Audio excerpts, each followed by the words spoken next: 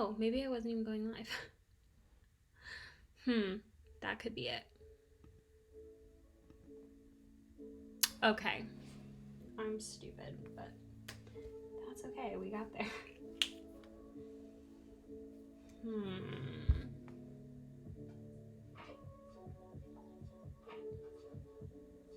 Okay. I think I figured it out.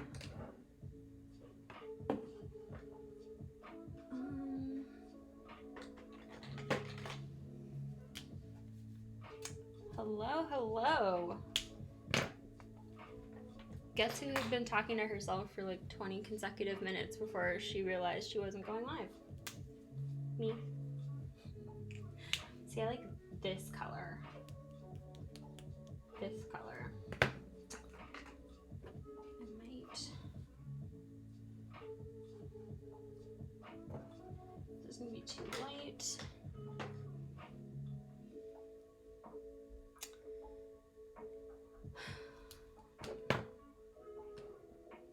I almost do want to lean a little more orangey, but not like that.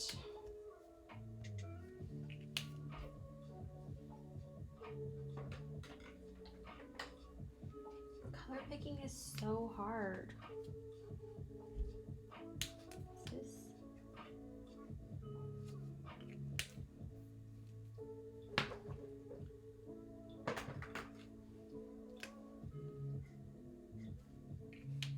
That is so stark. I like don't fully have the colors that I'm looking for.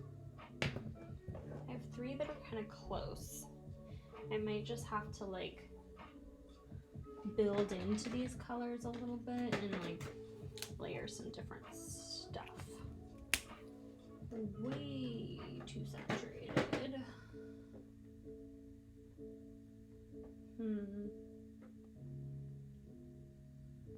It's tough.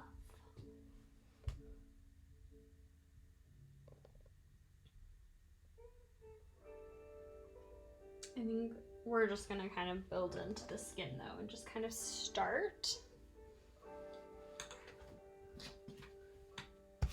Don't really care about it being all that perfect.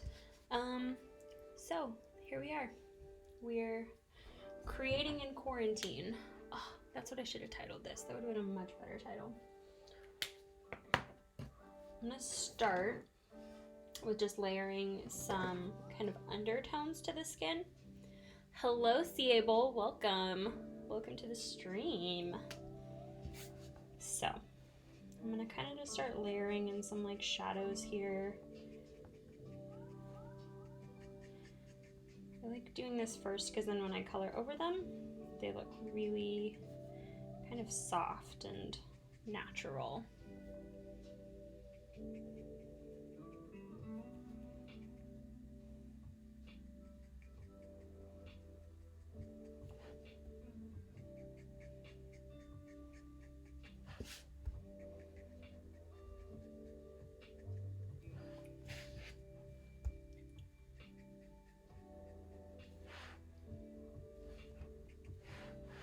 It's gonna be probably a little hard to see what I'm doing at this point in the stream because these are super light colors. So I do apologize for that. I was gonna say like, oh, zoom in, but that seems like a lot of work. And it sometimes bugs out my streaming software. So I think we're just gonna kind of roll with it.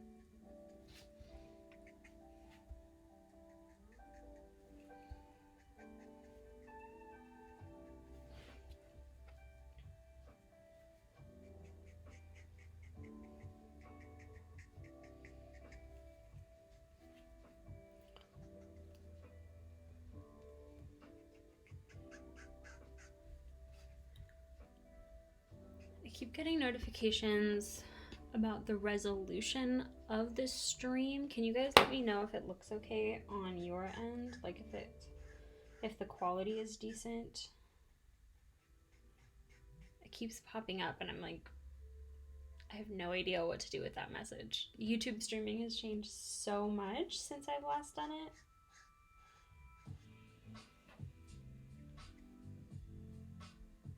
I'm really good. How are you doing? I feel like I have not seen your username in so long, but like the minute I saw it, I was like, oh my gosh, I remember you.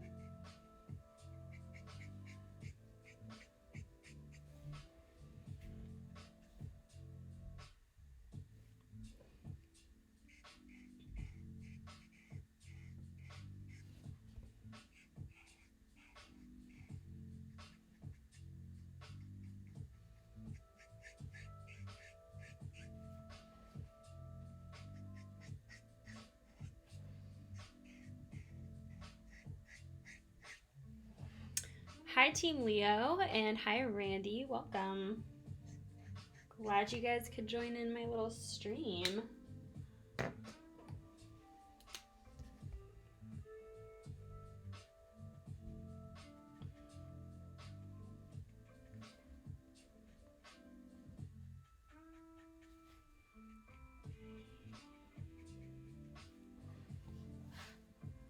Thank you. I have no idea how to pronounce your username, but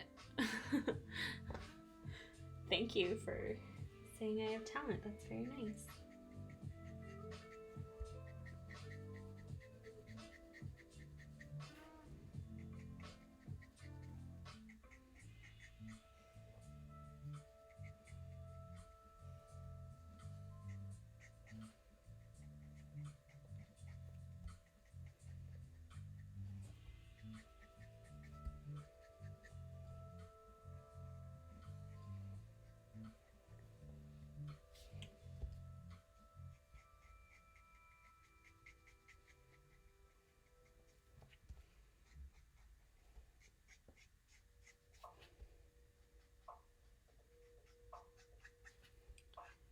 Honestly, you guys, I can't remember the last time I used markers for a full illustration. I feel like it's been months.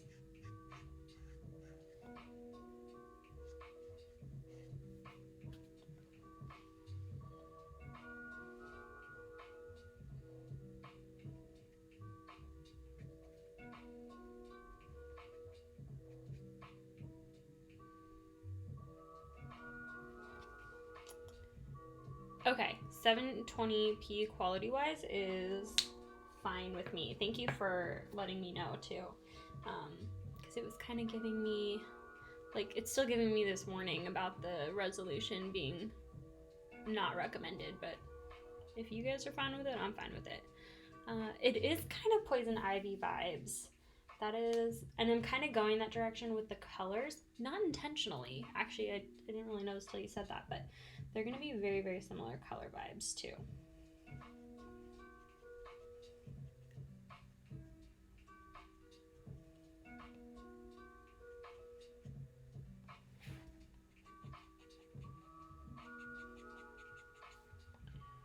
So adding some nice pinky blushy undertones to the skin.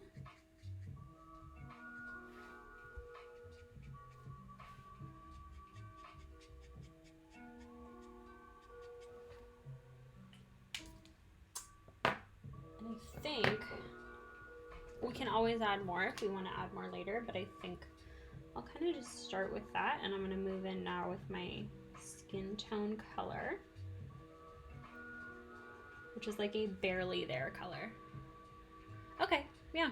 I mean, as long as the quality isn't like wigging out for you guys, then cool. I think YouTube is confused and doesn't know what it's talking about.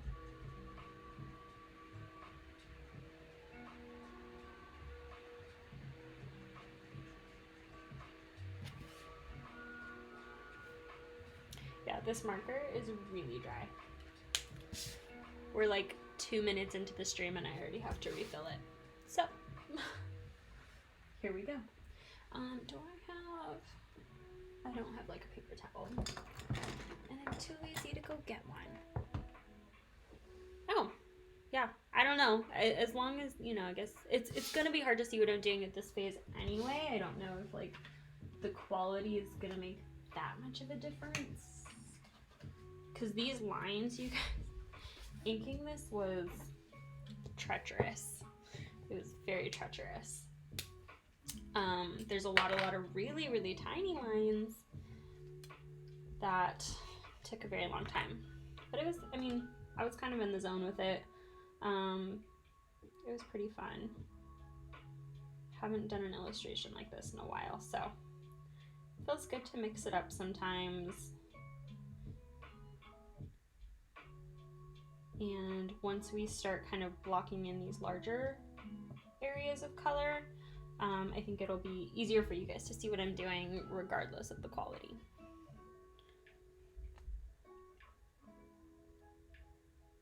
I'm refilling the first of probably many markers because I've been neglecting my Copics, which is sad to say because they are so expensive. And I've had them for years, and I think I was just kind of getting, not bored, but maybe burnt out on them a little,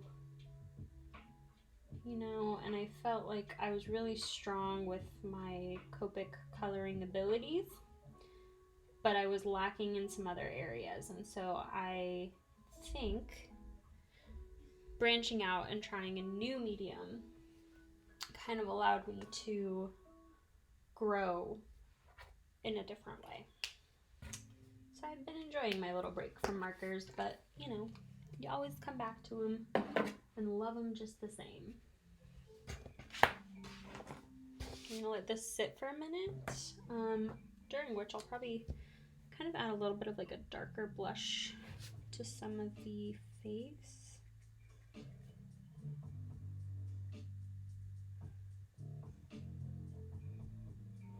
And the lips, which I think will also darken and change the color a little bit over time.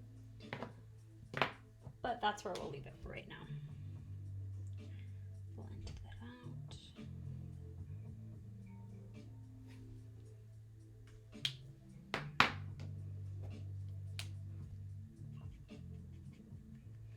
Yeah, that's already laying down more color, so I think it was really dry.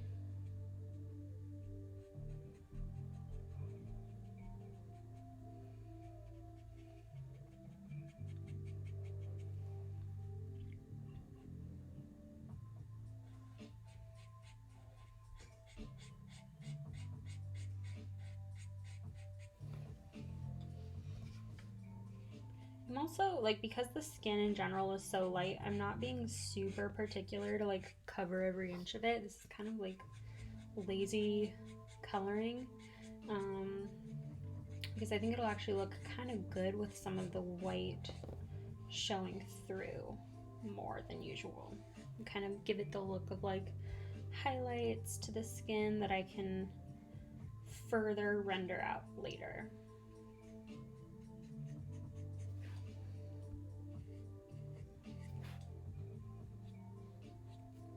Still waiting for that ink to kind of seep through.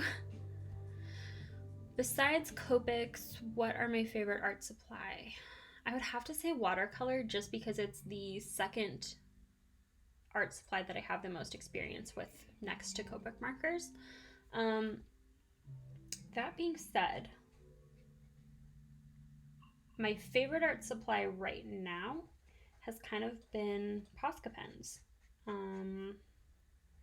That's been really fun for me, and that's kind of the example of like what I was talking about with, you know, I felt like I had reached a certain point with my progress with Copic markers, and I had kind of plateaued because when I was working with Copic markers, I was working in the same style and I was doing the same things, and it was just kind of getting more repetitive. So when I took a break from markers and I branched out a little bit with Posca pens, I was like, I can't do the same stuff with Posca pens. And so it pushed me to kind of try new styles and new techniques that changed the look of my art, I think, quite a bit. And I liked it. So that's the thing I've been having the most fun with right now. Hello, Create with Kristen. Welcome to the stream. Happy you could be here today.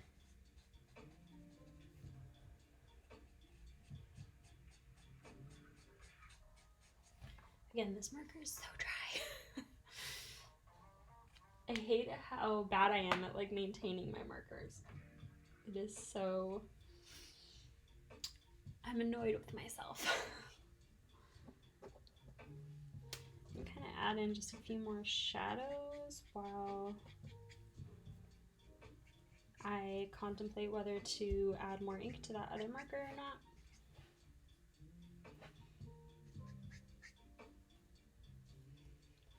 How are you guys all doing today? What is going on in your world?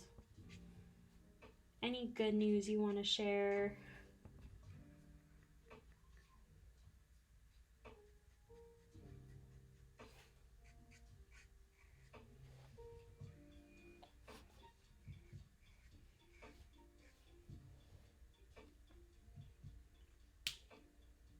Thank you.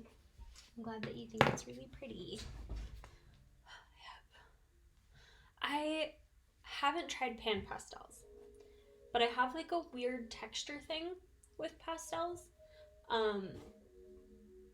The like chalky dryness is very hard for me to sit with. I think I would like them for certain techniques. For example, when I was like in high school, I used to do this thing where I would sharpen colored pencils and I would collect all the little dust from the colored pencils, and I would collect it in like little jars, and then I would like spread that over the background, and it would create a very similar effect to like what I've seen people use pan pastels for. And not only was that so much work, it was very messy. It would get all over my hands just the same way I'm sure pan pastels do, and it took forever, and then I was like wasting colored pencil. It was great at the time because it allowed me to do full color backgrounds without using my Copic markers, which I wasn't able to refill and replace as much as I am now.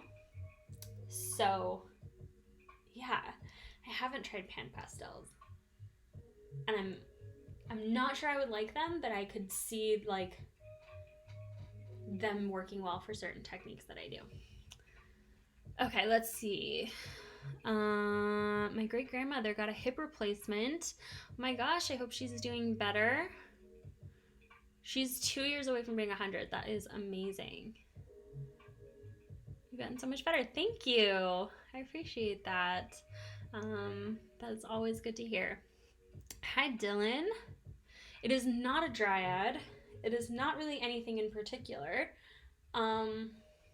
It's an idea that I had a few weeks ago about a girl kind of reaching up through a rose bush, and in the process she's kind of being like pricked by all the thorns, but instead of focusing on the thorns, she's focusing on the rose. So it's kind of like a weird metaphor, I guess. Somebody mentioned earlier it does have a lot of poison ivy vibes. It definitely does. And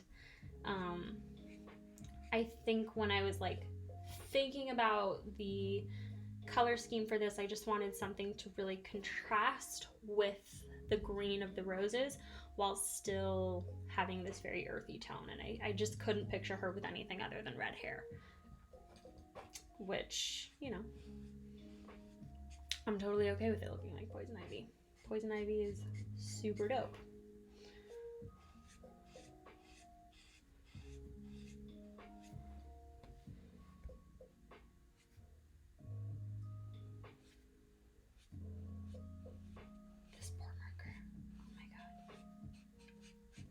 I was thinking too, like, wow, this marker actually looks like it's in like pretty good shape compared to some of my like more used ones, because I know for a fact this one's pretty old. But no, it's in pretty rough shape too. What happens, somebody actually commented this on a YouTube video asking, how do you know when your nib needs to be replaced? And from what I can tell, you'll notice that your nib will not allow new ink to seep through even after you've just refilled your marker. And that's been happening to me a lot within just the past couple years of using my markers, is I will refill a marker and it will still perform like it's dry. It won't have very healthy ink flow. And that I think is due to the nib being kind of beat up and old, and it just not able to move that ink through the barrel into the nib very well. So that is a sign. Virtually all my markers at this point need new nibs. And the nibs are expensive too. And you can usually only buy them in packs of like 2 or 3, which is frustrating.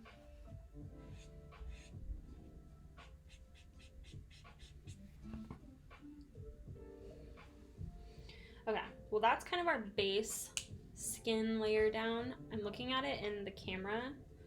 From what I can tell, it looks almost no different because it is so light. But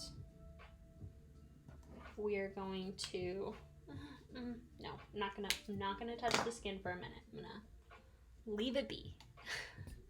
I'm gonna move on to some of the leaves in the background and kind of get some of those in.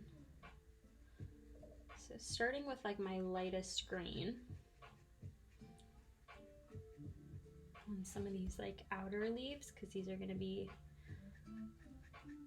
less in shadow.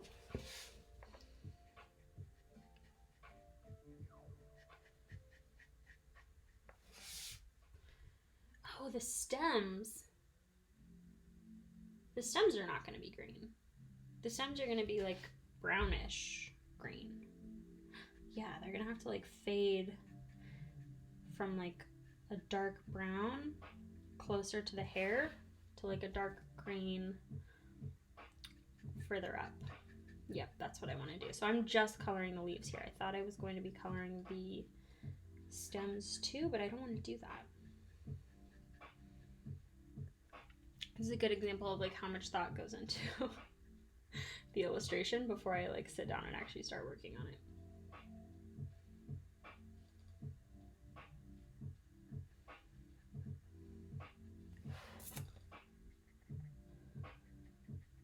Again, I'm kind of just like not that worried about like coloring this perfectly.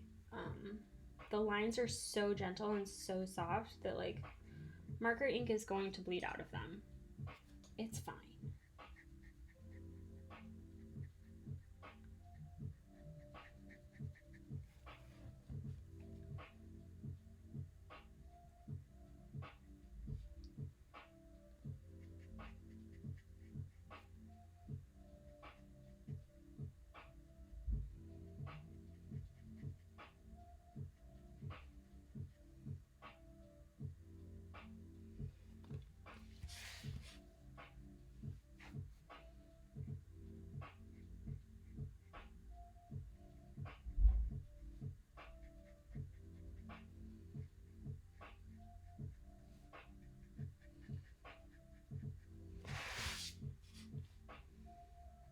So down here, I'm planning to make the leaves a little bit darker, a little bit more shaded, but for now, I'm just making everything kind of one color.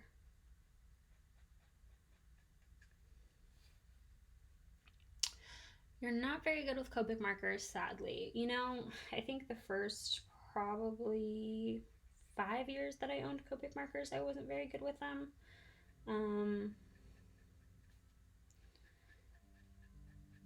I think they're a really cool medium, but they're a hard one to really like master the nature of like how they blend together, how to get certain gradients and certain textures and effects. So I think you're being hard on yourself.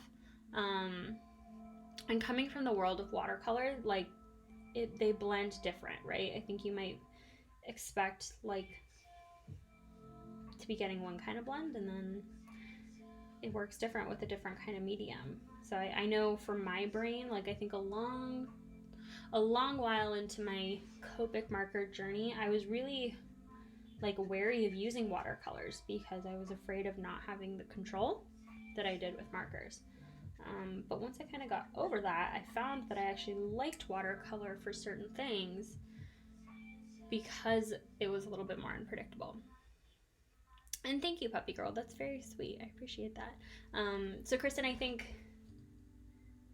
markers are another beast entirely compared to watercolors. And I think you can take probably a lot of skills that you have with watercolor and add them into your marker techniques. I know I've done that before with like rubbing alcohol. If you really want to get into like the unpredictable world of markers, just throw some like rubbing alcohol or clear marker ink into the mix. That's always fun. Or maybe even see how you can mix the two.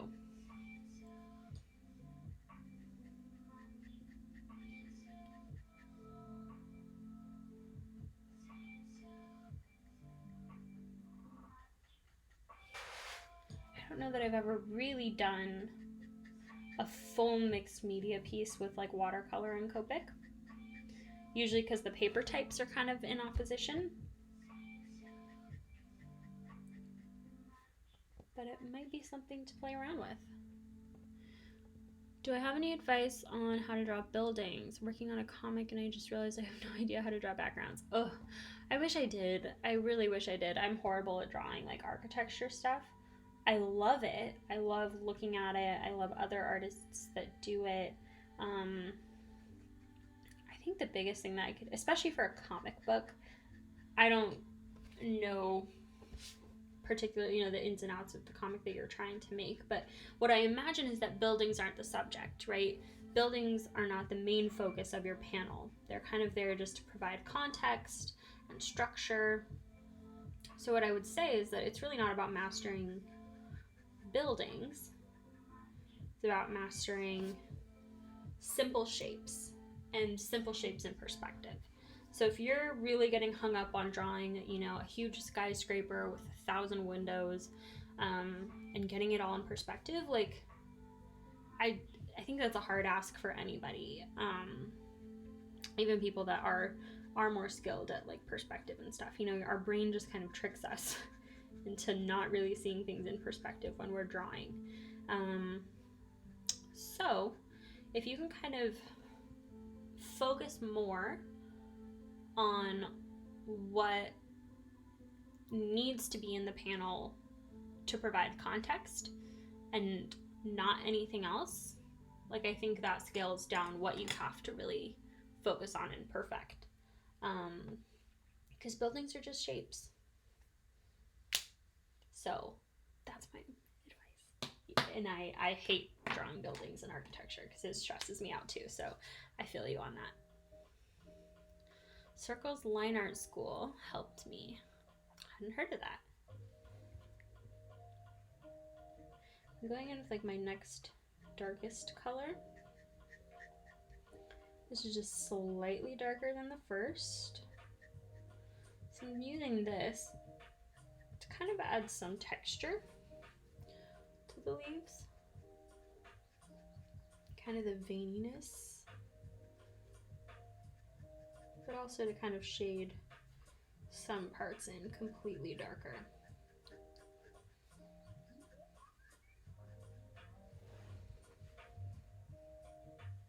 That's really helpful. Good, I'm glad. On their YouTube. Yeah, I'll have to check it out. I think, yeah, we can kind of get overwhelmed sometimes with what we don't know how to do, that we kind of forget there's, workarounds, and people's brains are really good at kind of filling in the rest. So it takes some of the pressure off of us as artists to do everything perfect.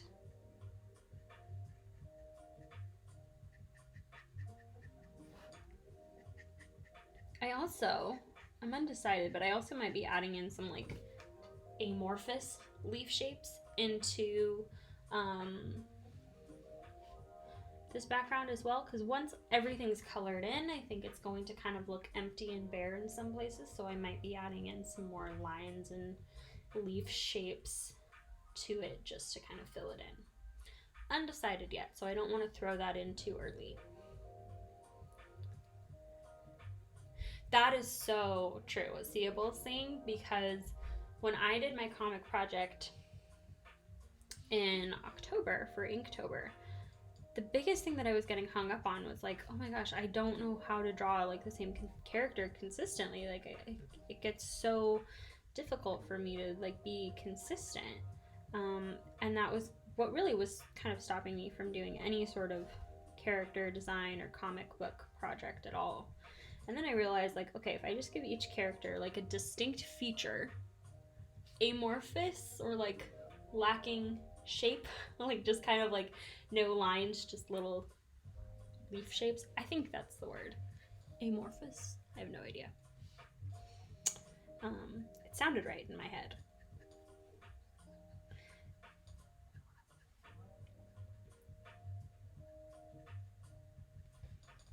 But when I was doing my comic project,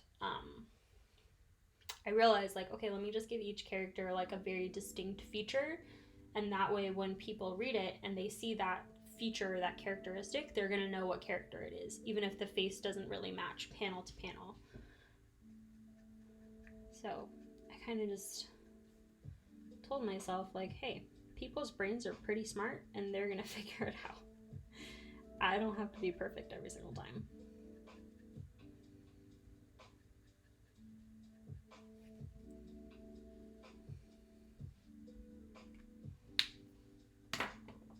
Okay, I'm going in with this like grayish green color now, which is really pretty. Love this color. Again, just kind of like adding that in to these kind of leaves back here. I entered an art contest for Game Informer magazine and drew Spider-Man in buildings. That's cool. Kind of like a butterfly cocoon. Yeah, it looks like the project is going to help me improve a lot of my skills. Absolutely. I underestimated how much the comic project I did would push me, so I have no doubt that this project is going to push you and you're going to grow a lot in the process. You're also just going to get faster. Like, it's going to get easier, which is really cool. Hi, Berkeley. You really like my channel and you came here from nearby there. Very cool. Hi, Roseanne. Yeah, welcome, guys. Welcome to the live stream.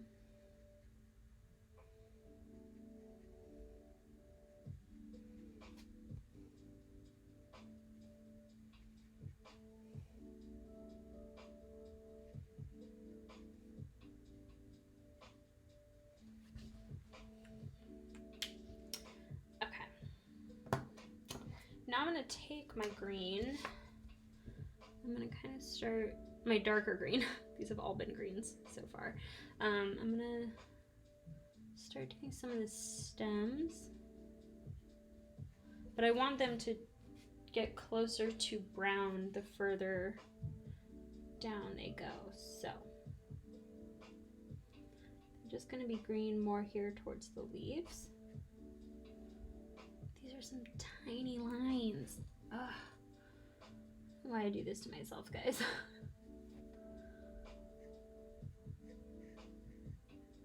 Like, it looked so beautiful. Also don't know. Okay, good. I scanned the line art. Oh, good. I was like, I hope I scanned this line art because the line art was beautiful. I was so proud of it. Good, I scanned just the line art. Let's see. Just got a set of Ohuhu markers for Christmas. I've been using them ever since. That's awesome. So they've already lasted you like 4 months, which is really cool. Speaks to their lifespan a bit. I really liked Ohuhu markers. They were great to use.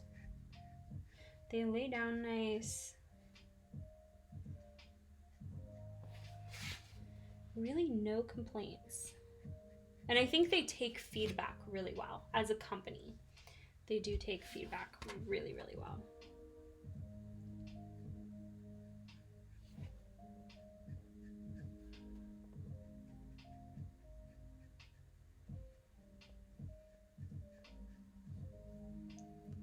Hi, Nick. Welcome. I know I'm used to seeing you over on Twitch.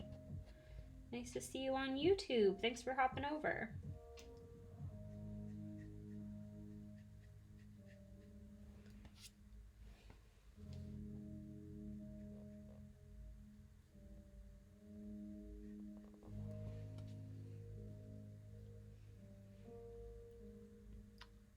You just bought the skin tone and gray set of Arteza. Very nice.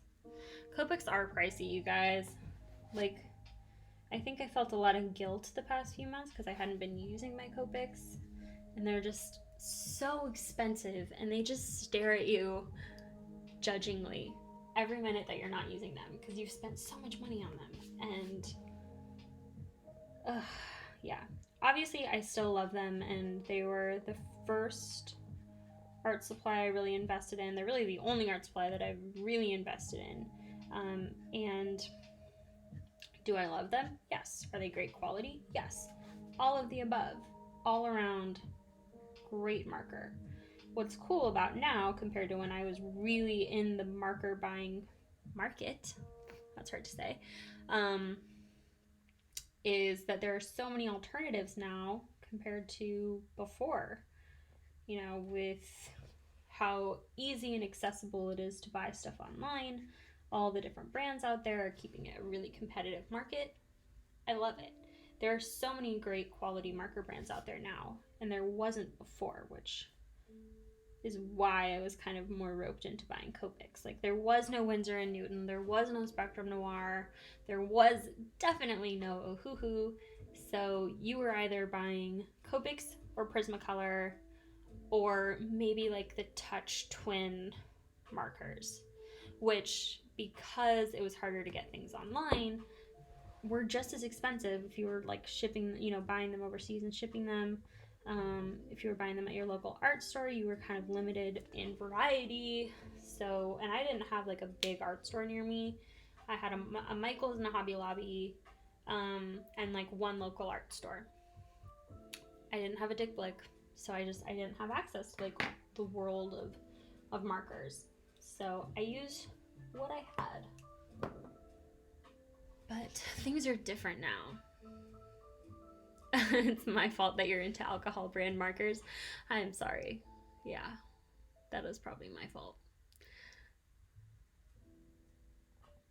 Yeah, the set I have 24 is for $100. Yeah, it's crazy.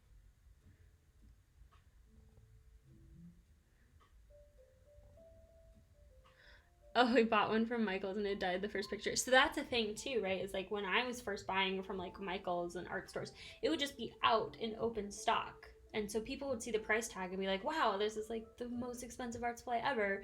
And you could test them right there too. So you never knew if you were getting like a new marker because so many people had touched it and used it. And yeah, you could definitely be buying a marker with virtually no ink in it at full price, which they've changed now. Like a lot of stores that I've seen have locked the Copics up behind like a case where you can't access them, probably because theft was really common too. It'd be real easy to just like slip one out, throw it in your purse, and like be none the wiser.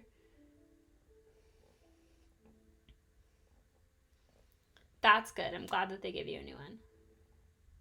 Yeah, Copics really, I will say, I think this is changing, but Copics still really hold first place for the really muted, desaturated, light tones. It's hard to find that in other marker brands.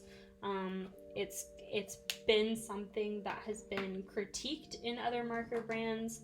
And I know Ohuhu came out with a set that like is more desaturated specifically, which is why I said they take criticism really, really well. And I think they listen to their audience, and they really do a great job with that. We have a Michaels in our city, so I go regularly. And yes, I did watch Hello Alice's video on Hobby Lobby. I'm really glad she made that video. I'm surprised that she got really any, well, I'm not surprised that she got backlash on it, but that she got any backlash from the art community would be surprising to me. You know, random backlash from people who don't know her channel or know what the video is about, I guess sucks, but I did watch it. I thought it was really well done. Oh yeah, so the microns, the same thing. They like leave them out and anyone can like grab them and try them, and it's gross. People are gross. But I would say buy the microns in sets or buy them online because usually they're a little bit cheaper too.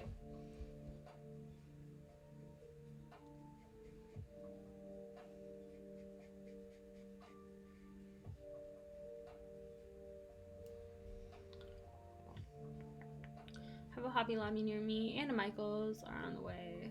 At some point they're replacing our AC Moore store.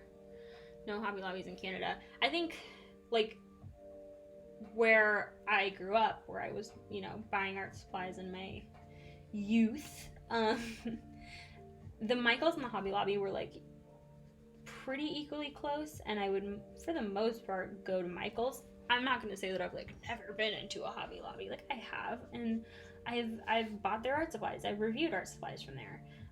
Do I agree with everything they stand for? No. Do I always think I have to agree with everything a company stands for in order to support them? No. But for certain things, yeah, their beliefs and their morals as a company, especially like right now, that's going to influence whether or not I want to support them in the future. Especially like where I am living now, Michael's is much more convenient. And I don't even know, actually I can't even think of where a Hobby Lobby is near me, and I wouldn't go out of my way to go to one. Yeah, a lot of the stuff that I would get at Hobby Lobby was never Hobby Lobby exclusive, which is why I, you know, between the two, it doesn't really matter where I get my microns or where I get my, you know, basic pens and papers. I can get that anywhere. I can get that on Amazon. I can get that from Michaels. I can get that from Dick Blick. So it really didn't matter. Hobby Lobby is irrelevant to me, I guess, is the moral of the story. And I get my art supplies on Amazon too. I have no problem getting art supplies on Amazon.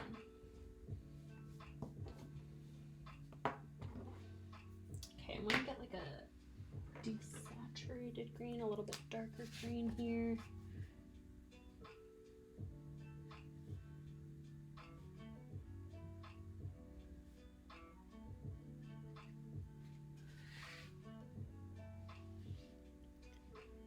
$60 for 6 markers. That's insane. Yeah. Don't feel obligated to invest in Copics. I think like I'm saying that more now in my platform than ever before. Like there are so many good alternatives. Now, if you wanted to invest in Copics, like go ahead. You know, I think I always cheer them on for being like a sustainable brand, and I don't even know if they call themselves sustainable, but just because they offer marker refills and nib replacements, I think is a really awesome stance for them to take as a company. And I don't know why other brands are being so slow to take that on. It's silly to me, but that would be something they kind of hold firm on. I think Windsor and Newton has come out and made statements saying that they have no plans to do marker refills, which I think is a really bold claim to make in like, you know, this eco time where like being eco-friendly is like a really big freaking deal. Yeah, I think more companies should be on board with that, but I'm not in charge, so I guess that's why I cheer people on for getting Copics. If you don't have Copics and you're between Copics or Ohuhu, I'm gonna say go with Ohuhu. Like, start with a cheaper brand. Just, you know, don't feel the pressure to invest in something right away. If you love it and then you're like sick of buying replacement markers all the time, then invest in Copics from there and invest in the colors that you use most. Although I did watch Bex's video the other day where he tried Copics and he bought like the full set, and even he was still like, yeah, refilling them is a pain and I just replace the markers anyway. And I'm like, no, that's the whole point. Why would you do that? Yeah. Yelling at my computer being like, no, don't throw them away, they're so expensive.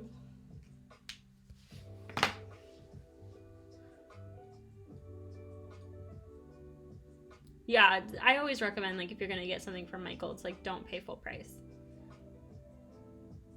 Chroma is up and coming company for markers I've seen on Amazon. I don't think I've heard of Chroma. I've seen a lot of marker brands on Amazon, and I've kind of slowed my roll with trying and reviewing them, because I feel like once you review one inexpensive marker, you've kind of reviewed them all. And I end up kind of just saying the same stuff over and over again. So I haven't really done any inexpensive marker reviews very recently.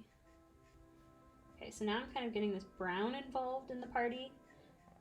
This is a very dry marker, but it kind of works in this case because it's just going to lay down the slightest bit of color. And it's just going to help ease in that transition from green to brown, which is exactly what I want. I might even add some into the leaves because, again, it's so dry that it's just like adding the slightest hint of color, and it's really beautiful.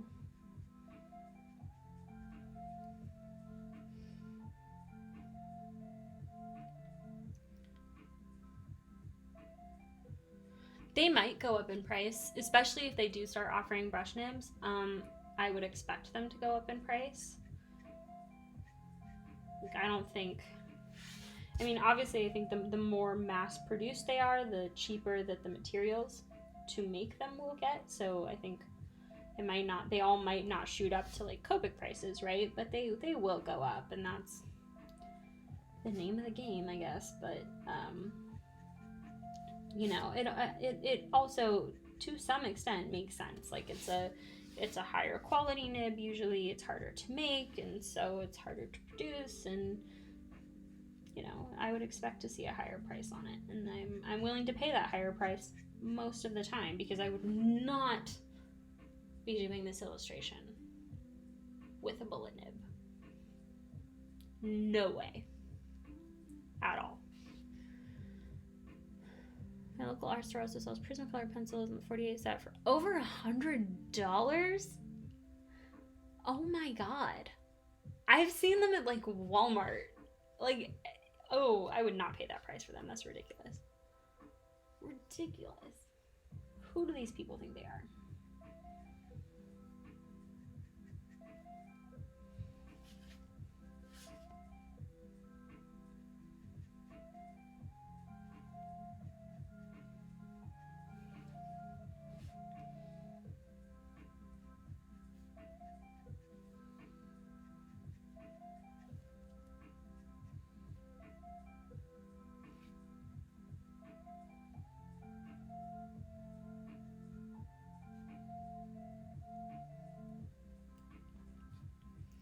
Does anyone here do quilling?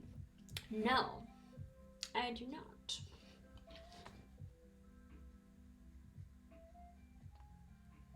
It is fun. Yeah, I've never tried it.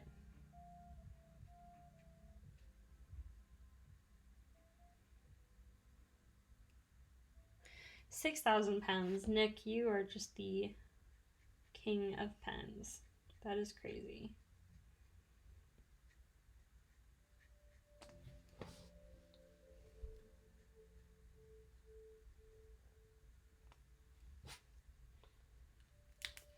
Okay. Oh, actually, I'm going to keep this out because I'm going to kind of start adding some more color to the roots down here, which I'm not planning to do a whole lot with because they're already kind of filled in, and I like the texture the way that it is from inking it. So we're not going to be doing a whole lot, but we might kind of add some more wispy bits to some of these just to add the detail. I swear there is a place for dry markers. in your collection. I enjoy using like a drier marker sometimes. Like a freshly inked marker is beautiful if you're coloring a large area, but a dry marker can create such beautiful texture and beautiful techniques. It's basically getting thinner lines than my 005 Prismacolor pens, which these are what I was using, by the way. These are the Prismacolor Premier fine line markers in the size 005. I used various colors for this. Well, actually, two colors. I used like a burnt umber and then like a burnt sienna. So one's a little cooler, one's a little warmer. Really beautiful colors. And it's like such fine lines, but I'm able to like basically get the same effect with this dry Copic marker, which is crazy. This type of art that you roll up small bits of colored paper. Oh, I was thinking it was something else, but that's really cool. I've seen people do that, and I've seen the artwork hung up, and it looks so neat.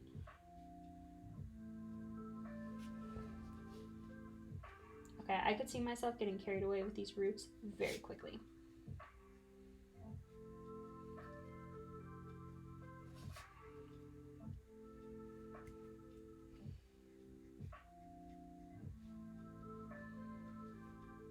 There's just something so satisfying about like doing this part.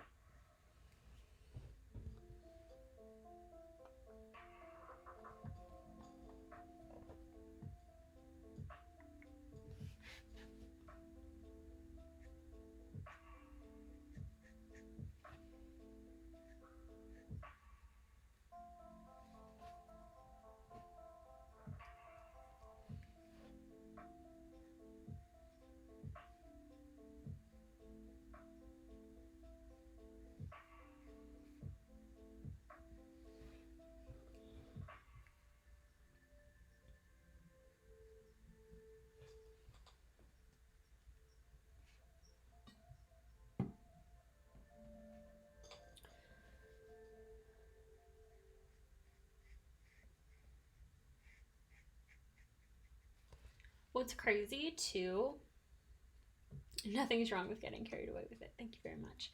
I like that. I like that attitude. I just had a brain fart. Oh, yes. What's crazy about it too, I'm dropping my marker everywhere. With an illustration like this, where the lines are so small, oftentimes after I color it, I have to like go in and re-ink like a majority of the piece, which I used to do my art this way all the time, and there is a time and place for it. Like in this illustration, it makes sense to have those fine details put in before you color it. But I used to do this for every illustration, and I don't do the majority of my art that way anymore. One, because it just takes forever, and it's like super strenuous on the wrist. It's awful, but you do a lot of kind of redundancy stuff. But also Nick's point about there being no rules in art, also true. I'm liking that so far though. I don't want to do too much because really it is supposed to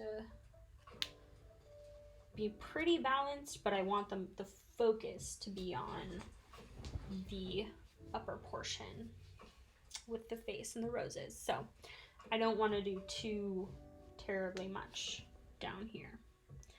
And obviously I'm going to add some to the body too, but I also want to emphasize some of these thorns, and I'm going to do that with this marker because again it's so finely pointed.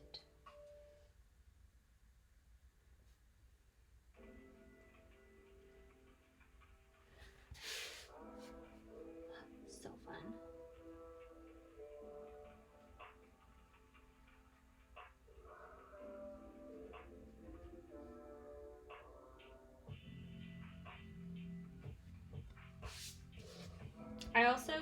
know if this is something that bothers you guys, but I have to rotate my paper so much when I draw. I can never keep my paper still. It was one of the biggest things I struggled with when I first started YouTube, is like I move the paper so dang much. And before I had like good tripods and good camera gear, I would almost never be in frame.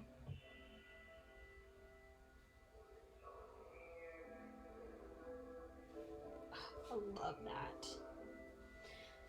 So I almost might not add those leaf blobs I was talking about, because it would kind of take away from the silhouette of the thorns. So I don't want to lose that, because that's really a focal point.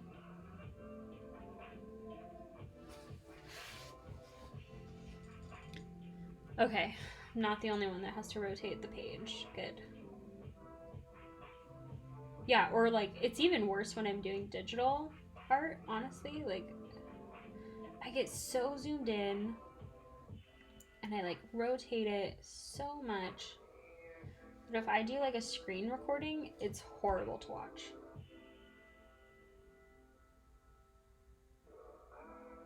The time lapse that Procreate does automatically is fine because it keeps it stable in one place. But sometimes it's hard to see what you're doing when, like in my case, I'm so zoomed in. You don't really see what's going on in the big time lapse, because it's all about just like the big picture.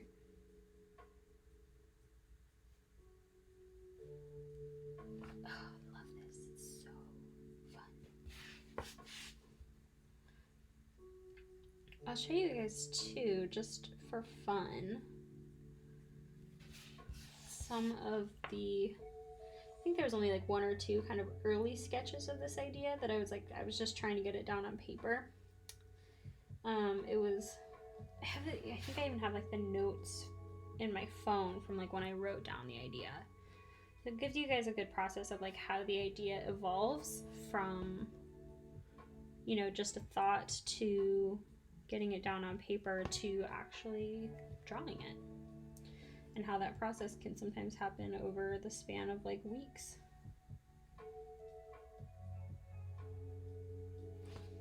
Yeah, I'll show you guys that. So here was the actual like refined sketch that I did in my sketchbook, that I just kept this as the final sketch. And what I do when I have a sketch that I really like and I don't plan on like refining it further, I just scan this in, open it up in Photoshop, decrease the opacity, and print it directly on the page that I plan to color it on, which is exactly what I did here. So there's still some little ghost lines that you guys aren't really going to see from the printout, but those don't really show up in the final piece, and if they do, I don't really care. And that just makes it a much easier process, and then I inked it from there. So yeah, then we did our little color thing here. Let's see, these are just pose practice. This sketchbook's a mess, you guys. So this was the first concept that I had. But, oh no, maybe it was this one. This one. This was a pose that I was playing around with, but I really wanted the character to look like she was floating, or at least like she was laying down in the roses. And this was very clear, like she's standing. I like the pose. I think the anatomy looks pretty good, but it just wasn't quite what I wanted. So I had tried a more close up just to get the idea pinned down. And I liked this. This to me would be very, the style that I would do for like a gouache painting, or even Posca pens. It's much larger, but I really wanted to do something full body, and so that's where this idea came into play. But there was about probably a week and a half between like these two sketches and this one. So yeah, the sketchbook's all over the place, you guys. But then I think I can even go into my notes app. Let me see. Okay, yeah. So on March 3rd, 2020, 10:53 p.m., when I have all my great ideas, I just wrote down woman getting stabbed by thorns because she's too busy looking at the flowers. So that was like the initial idea that I had March 3rd. About a month later, I sketched it out. And then here we are doing the final piece. It's a process, you guys. Sometimes you don't know when those ideas are actually going to come to fruition, but then they do, and you're like, oh yeah, I remember when this was just an idea. So that kind of tracks the process for you guys in a way that you can kind of tangibly understand. A little peek inside my little noggin there.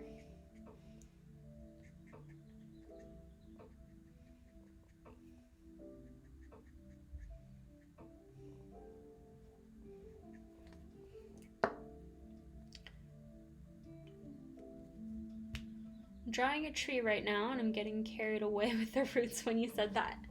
See? Same brave Wayne. Brain wave. I can't talk.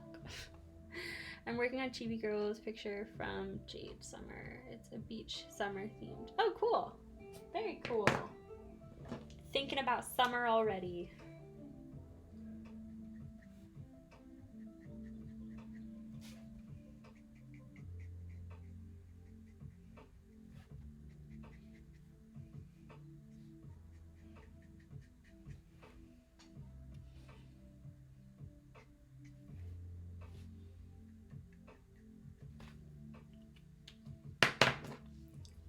I'm not old. I know.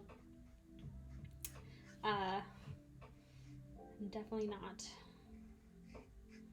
Sometimes I feel like I'm an old soul. Like I'm kind of a closet grandma at heart.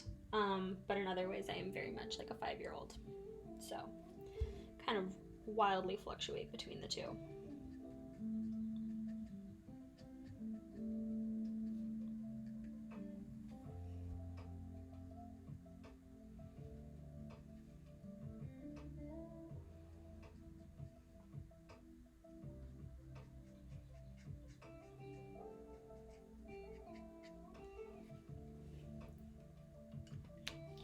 Just kind of adding some more tones into the skin. Some of these areas are like clearly too blue, and I kind of want to tone them back a little bit. Here on the legs, for example, and a little bit on the stomach.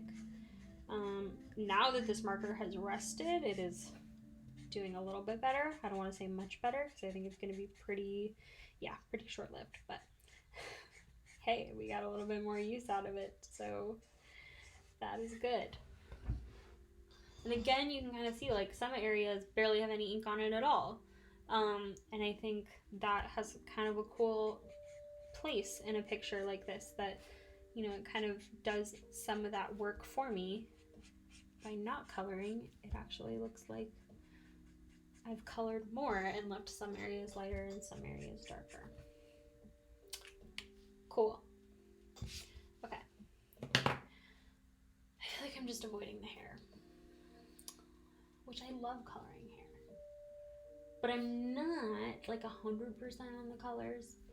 I think that's where I'm kind of getting stuck.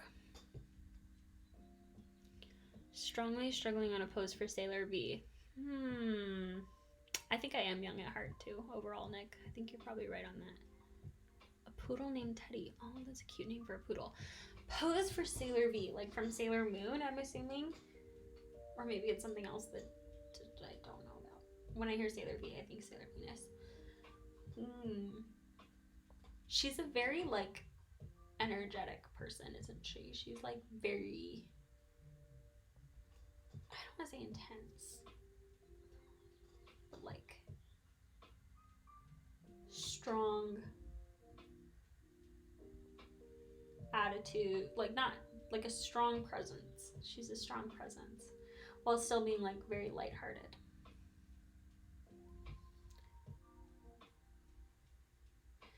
So I'm gonna do red hair. I'm still sold on that.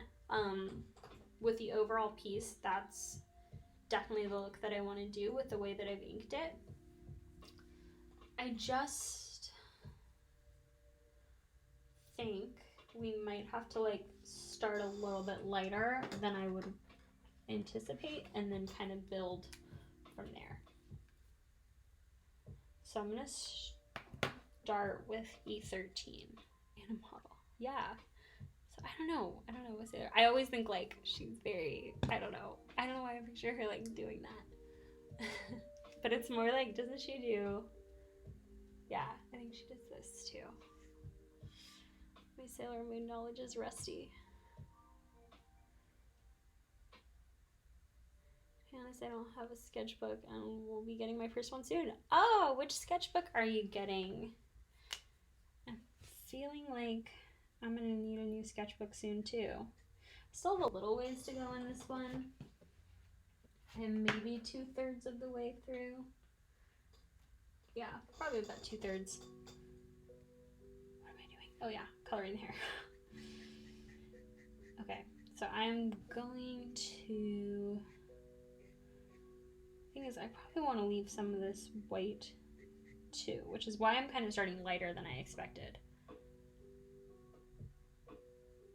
Oh yeah, that's a really good one. It's a really, really good sketchbook. With markers, they bleed a little bit more compared to other papers, but I don't know what other papers you've tried. So for me, I kind of lean towards thicker papers, heavier weight papers like Bristols and cardstocks. And the Crescent Render is thinner. It obviously holds up to a lot of ink, but some of that ink will kind of spread on the surface. So you kind of have to lay down your color a little bit more like gradual, or like leave a little bit of like wiggle room between your line and your color to allow for that little bleed out. But you'll kind of get a feel for that as soon as you start using it. It's a beautiful paper. It's also kind of like a cool toned white, which sounds like it's white, but it's almost like a very, very, very light gray, which is pretty. And I enjoy the Crescent Render paper a lot, actually. It is a good paper.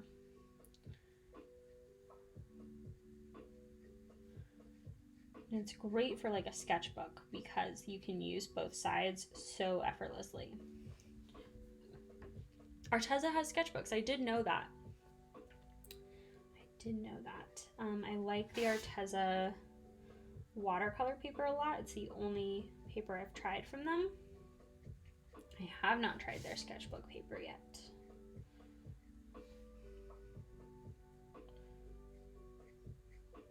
I was actually really curious about the Ohuhu marker paper when they came out with that. I have not watched really any reviews of it or talked to anyone who's tried it, but I'm curious about that.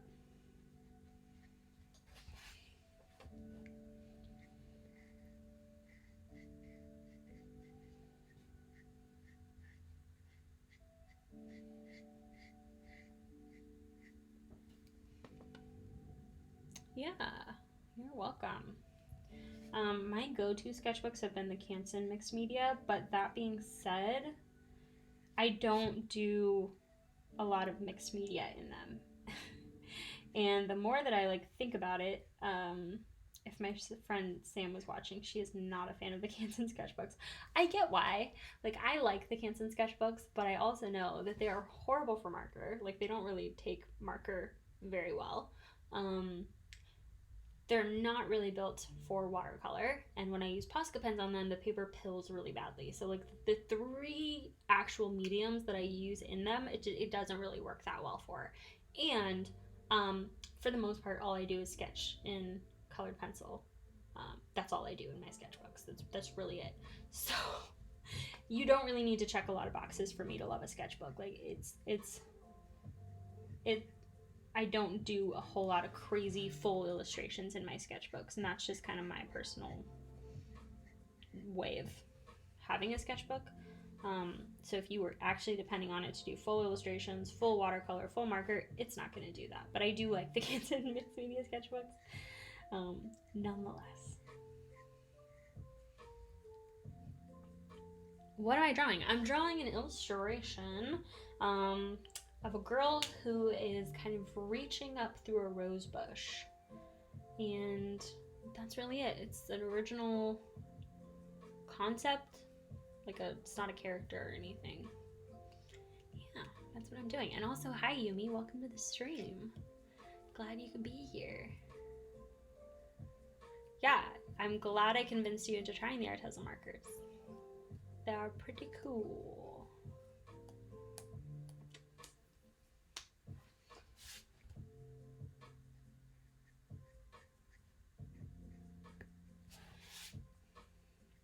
So I'm coloring the hair kind of slowly because as I inked this, I was trying to define areas that were going to be in shadow, but I intentionally wanted to leave some areas blank or as like negative space to show gaps in the hair. So I wanted to make sure that it was easy for me to identify those as I was coloring, but even still, I'm wanting to kind of move through it slowly so I don't accidentally color any of those in. Like this guy right here, I want to leave that as negative space.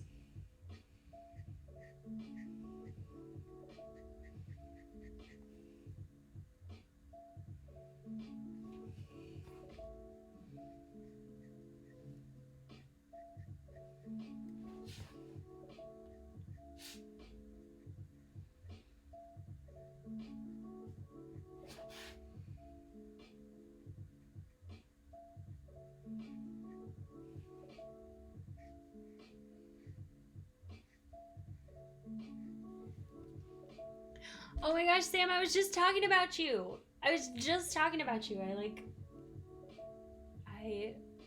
influenced you through my superhuman abilities to come to the stream. I was talking about the Canson Mixed Media sketchbook and how I always say I like it and you don't like it, and you have more valid reasons for not liking it than I do for liking it. I literally just said those things. And then now here you are. Oh my gosh, that's funny. I am well. I am very well. I hope you are well too.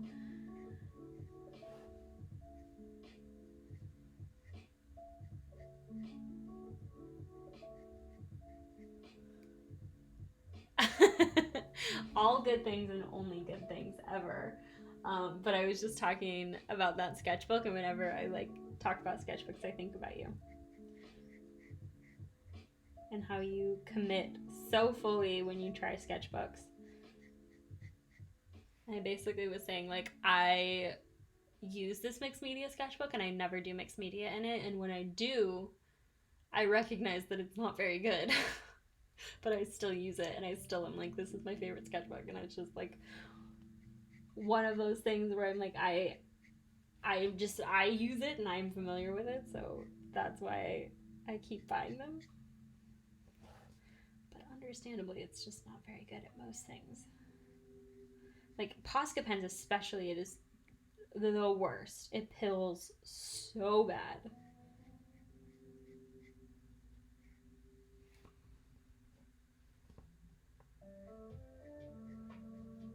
But do I still use Posca pen in it? Yes. Doing well over here. Just got back from a walk. Finally no rain. I know! The rain was crazy yesterday. I summoned Sam out of fruition. You're right, Sam. She knew. She was psychic. She got my psychic message. Yeah, the rain in Southern California yesterday was freaking nuts. It literally rained all day. At least where we were. It was just constant.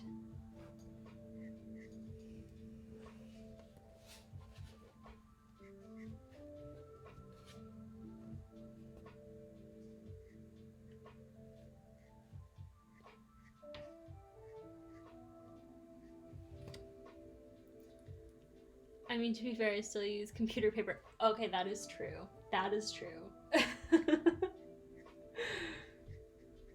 Yeah, I haven't found a paper that I really enjoy Posca pens with. And then whenever I use Posca pens, I'm always like, well, this is just a fun illustration. It's not meant to be a finished piece. It's just sort of a whatever. And I usually end up liking them even with all of like the little pilly bits. Oh yes, definitely psychic and psycho. I have like, okay, in my phone I always have like notes that I jot down that like of ideas that I think are funny. And one of the ones that just reminded me of this was having like a shirt or like a sticker or something for people that are like, it's very specific to me, right? And it would say, more for my boyfriend, right? It would say, my girlfriend is a psycho, and then in parentheses, therapist. My girlfriend is a psychotherapist, which I am, but like psychotherapist, psycho. It would definitely be like a touristy beach shop shirt. For very few people, it would actually make sense, but in my head, I think it's funny. And I wanted to share it with you guys. So that is my nerdy therapist gift shop merch idea, in case you were wondering. Let's see. Okay, so I have my lightest color laid down. I think I'm going to start going in now with one shade darker. Now with hair, I don't mind doing many layers of many colors. It's, again, another example of this being a more repetitive process, but having a really nice result because it just has so much texture. So I'm starting out by putting this color in the areas that I already know are going to be darker or in shadow. And again, trying to be mindful of leaving some spaces blank or white because I want there to be some highlight. So if I lose some of that highlight, I can always add it back, but it's never going to quite look as natural as it does if I just leave the paper white. So trying to be light-handed with this. Our favorite nerdy artist. Thank you. Thank you. I'm still a fan of it for stuff. Yes. I mean, there's a time and there's a place. For sure. I think like that's the thing, right? Is like I like the idea of a sketchbook. But really what I'm doing in that sketchbook is nothing more than like what could be done on just regular copy paper. Like I could just use copy paper, but I like the sketchbook because it's bound and it feels like fancy and special. But all I'm doing is sketching in my colored pencils, like, and they're not finished sketches. They're like garbage, you know, anatomy practice. Like they're nothing that couldn't be done just on normal copy paper. But I choose to pay more and get the Canson Mixed Media sketchbook to only do sketching in. I also think I just like the size of the Canson Mixed Media sketchbook. Like it's a perfect size for me.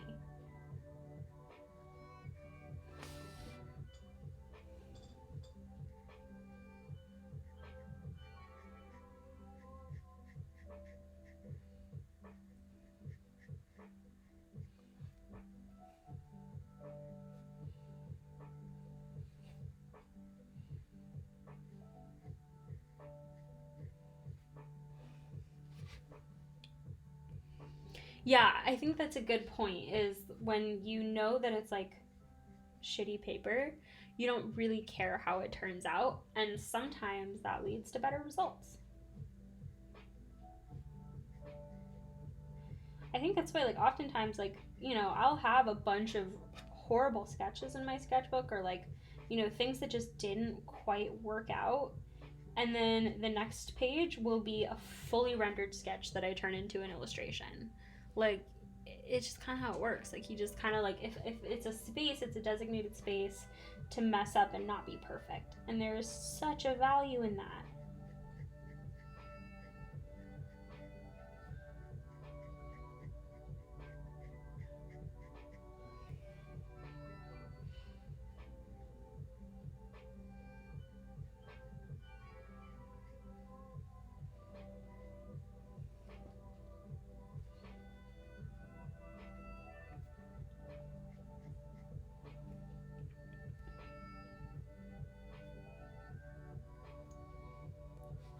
sketchbooks are typically for junk if I use computer paper. Oh, interesting. So yours is kind of like flip-flopped. Saving colored pencil ink paperist. That is so true. Colored pencil, especially the ones like that I use and how I use them, because I just use the Kohl Erase, which are like a really dry colored pencil, and they're like, you know, you're not really meant to like blend with them and layer, so they're even better because they're just like basically regular graphite, but they don't smudge like regular graphite, which is amazing. That's why I love the Kohl Erase pencils. Yeah, and they'll kind of work on anything. Hey Shell, welcome. Good to see you. Oh my goodness, I have not seen you in a stream in forever. I like sketchbooks that vary a lot. I do that too. A bunch of figure studies, washi tape piece, more studies, random marker pieces. Yeah, like my sketchbook kind of just needs to be like okay with me wherever I'm at that day. And I think the Canson Mixed Media does that well enough. Like, is it going to be perfect for watercolor illustrations? Hell no. Is it going to be great at marker illustrations? Hell no. But it'll get me through like enough of like fleshing out an idea that I can grow from there. Like, I can get an idea down on paper, and then if it turns into nothing, great. It's not going anywhere. If it turns into something, I can always kind of go back to it and pick it up from there.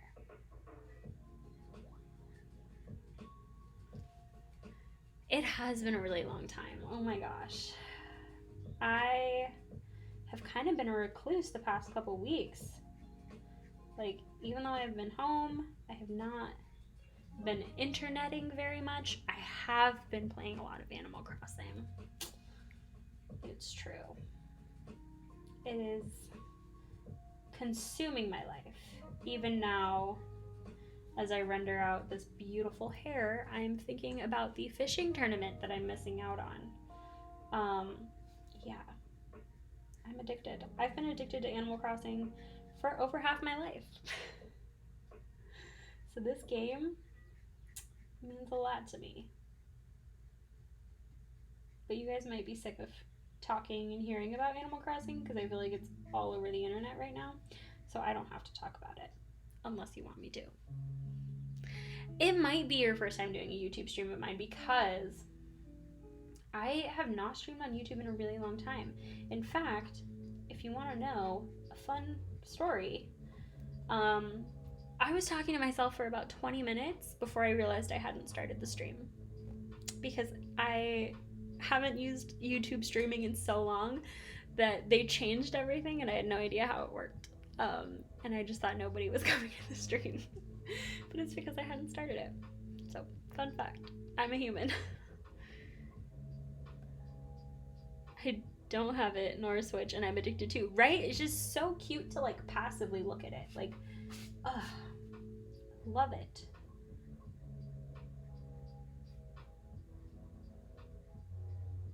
And I was like briefly, very briefly, looking into like, oh, what would I have to do to like set up for game streaming with a Switch?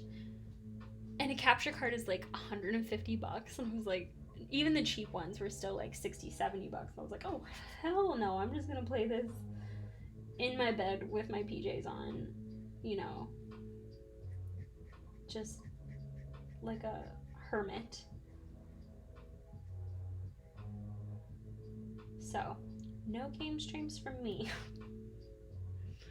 Hi Saloni, I hope I'm saying your name right. Welcome to the stream. You have Animal Crossing and you don't really like it. That's fair. That is fair. I love it because it's very nostalgic for me. I can remember my cousin getting a GameCube, playing Animal Crossing. He was probably like 8 or 9, and so I was like 9 or 10. And I was just instantly enamored with this game. And it's haunted me ever since. I went home that day and like my birthday was coming up and I was like, Dad, I need a GameCube and I need this game. And he got it for me. And then shortly thereafter became very concerned because I was like dreaming about it, drawing it. And I remember like one specific day, like we went to breakfast and I was like drawing my Animal Crossing character and I was like telling him all about it. And he was like, you're addicted. And I was like 10 years old, like, well, I don't know what that means, like, whatever. I just loved this game. And I would like take my GameCube back and forth between my mom's house and my dad's house. And I was just obsessed. And then I got it for the Wii. And I got it for the DS. And I got it for the DS, the 3DS, and now I got it for the Switch. And I'm playing it on my boyfriend's Switch. I don't have my own Switch. So he has been very kind in basically letting me attach his Switch to my body like it's a new limb. But it's totally understandable that you don't like it to come back around to that point. I have just been addicted to it since I was like 10 years old and it's very much a part of my identity. It is not a very exciting game. Every time I show my boyfriend something that I do on my island, he's like, okay, like, why are you showing me this? What is the whole point? What do you mean you have a mortgage in this game? Like, I don't understand. I get it. Not everybody loves what I love.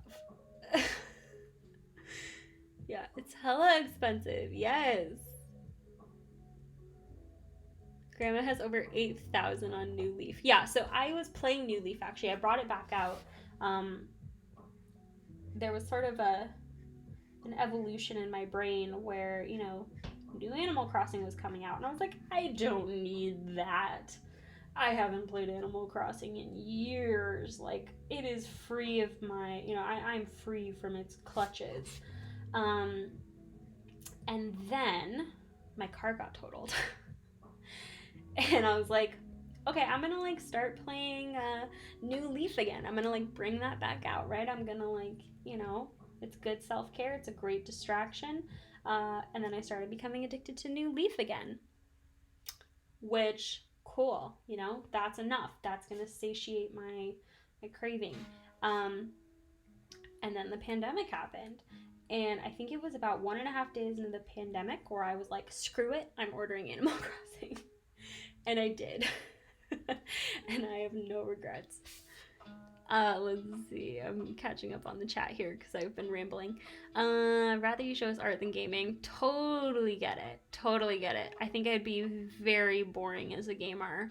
And part of me just like honestly, my favorite way to play Animal Crossing, how I've been playing it since I got New Horizons, is I will call my best friend who I roomed with in college, and we'll just spend like 2 hours on the phone playing Animal Crossing, just screwing around, you know, like, and it's a great chance for us to catch up. We don't talk about a whole lot in our lives, really, you know, but it's a great way to kind of like reconnect with people. Same thing, like my cousin's playing it, so like I'll reconnect with him, the same cousin that had the GameCube and introduced me to the game, basically. So it's like getting me back in touch with people in my life, so I don't need to like stream it, you know. I kind of like just playing it and talking with people in my life.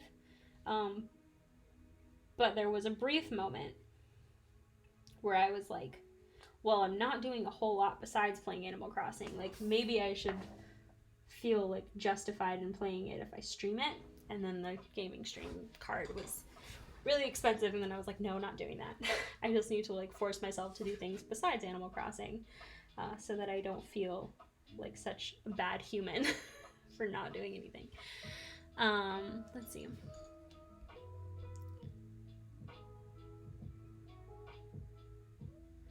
That is so cute. I would love to watch a grandma play Animal Crossing because that's just the cutest combination of things in the whole wide world.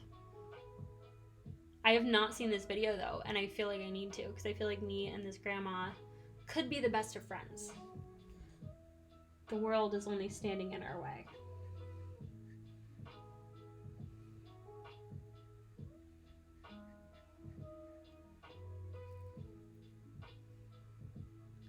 Oh, that's cute.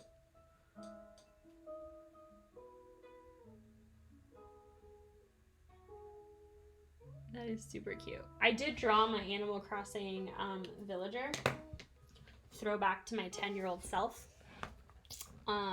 Because I am just as addicted to this game now as I ever have been. So this is with Posca pens. This is, like I was saying, Posca pens are kind of shitty in this sketchbook because they pill everywhere. This one's not so bad, but it's very, very flat colors. So this is my little character, and I love it because I have a shirt that looks like this. I have sunglasses that look like this, and I felt very validated in Animal Crossing by my fashion choices because they exist basically in real life too. So yes, this is my little Animal Crossing character. Love her so much. Yeah, it's such a good game. It's everything I need right now and nothing I don't.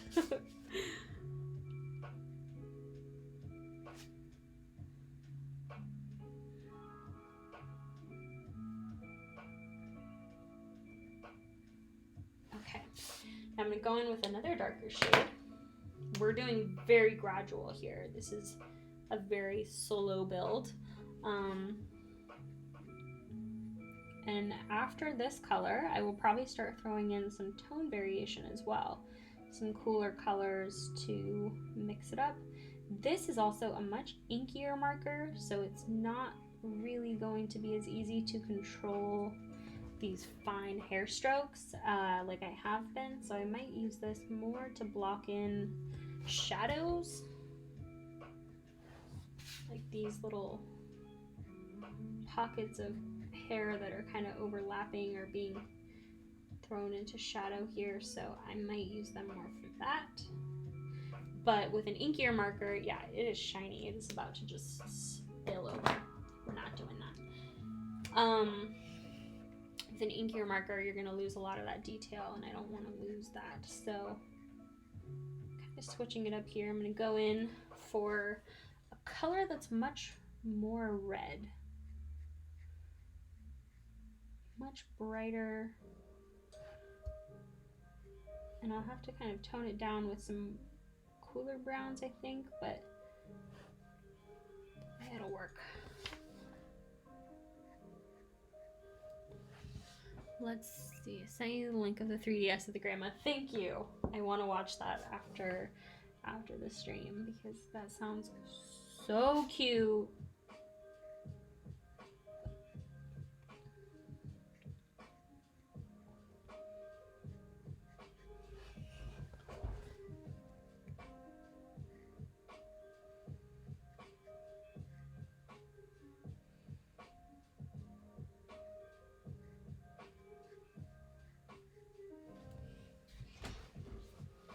Yeah, so as I anticipated, it's going to take a little bit of work for this color and the previous colors that I laid down to kind of make sense together. They're not quite like in the same realm. They're close. They're very close, but this is like just a little bit brighter than I was wanting for this piece, and I'm going to have to just bring it back down to earth a little. So I don't want to overuse this either.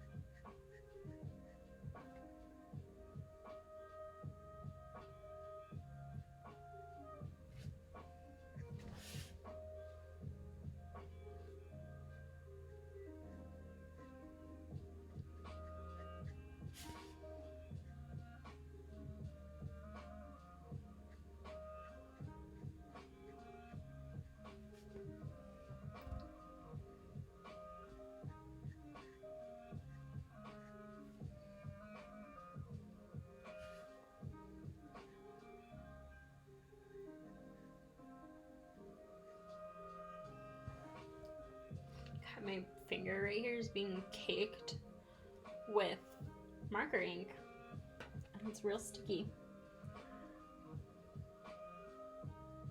I don't know if that happens to anybody else. Maybe just me, because I don't clean my marker nibs very often.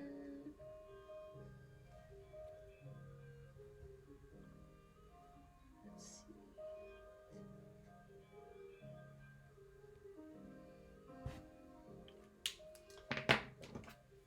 I'm just gonna go for a color that is slightly lighter than the previous one that we used.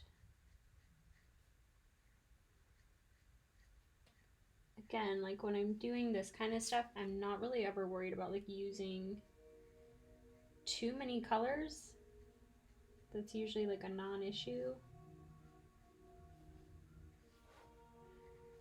Because layering them together and following like the strokes of the hair, usually it just ends up looking really cool.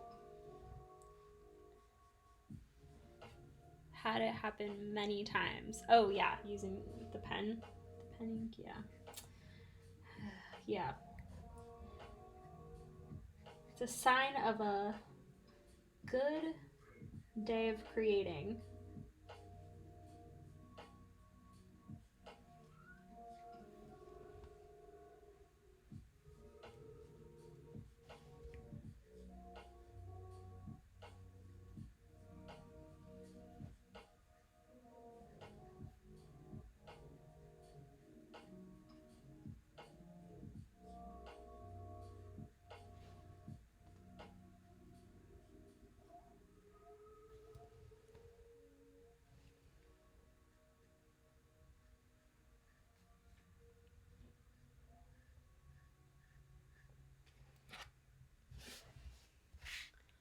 Hi Anna, welcome. Thank you for coming to the stream.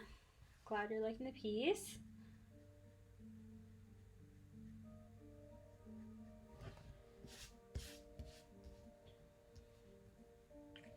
It's funny because I was like thinking that this piece was going to be like a lot more involved than it is. Like there's really three main parts. There's like the roses, the hair, and like the skin. Everything else is like really like it's a very straightforward piece. There are a lot of tiny little details in it, but it's like really kind of simple when you break it down into like just these main parts. So here I'm mixing it up a little. Like here's kind of what I mean. This is the same brown that I used in the roses and in the roots. So it's serving the purpose of kind of tying everything together and also cooling down some of these shaded areas and adding some more texture and dimension. Again, this marker is really, really dry and we're gonna just kind of ride it out because it's going to be optimal for the kind of texture that we want to create.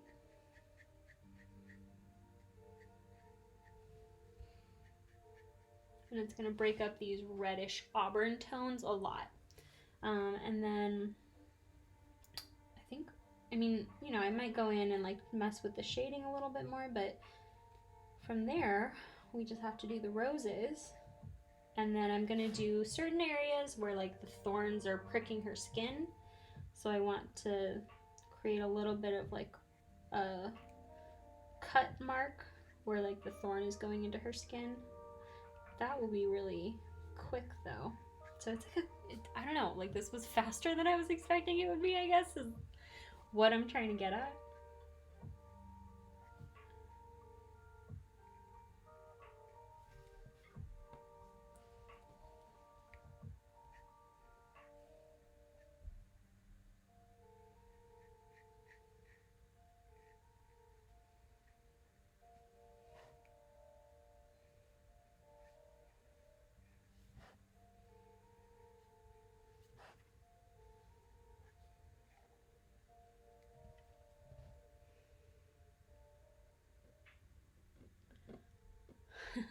You do the same thing where you leave the markers out? Oh yeah, I definitely don't put them back into the marker case until I am like 100% done with the illustration. I hate having to like go in and dig for the marker. I want to make it as like convenient as possible.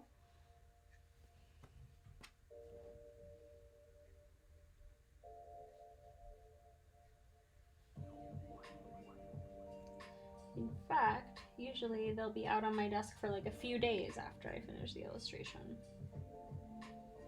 Because the thought of like putting them away after like completing an illustration just seems like too tedious. Too much work. Thank you. The color scheme is really like, it's simple. It's like pinks and reds and then like greens and browns. That's really it. It's like the color scheme that I immediately thought of for this illustration that made sense. You know, and kind of simple is best sometimes, you know? You don't want to overthink it. You don't want to make it more complicated than it needs to be.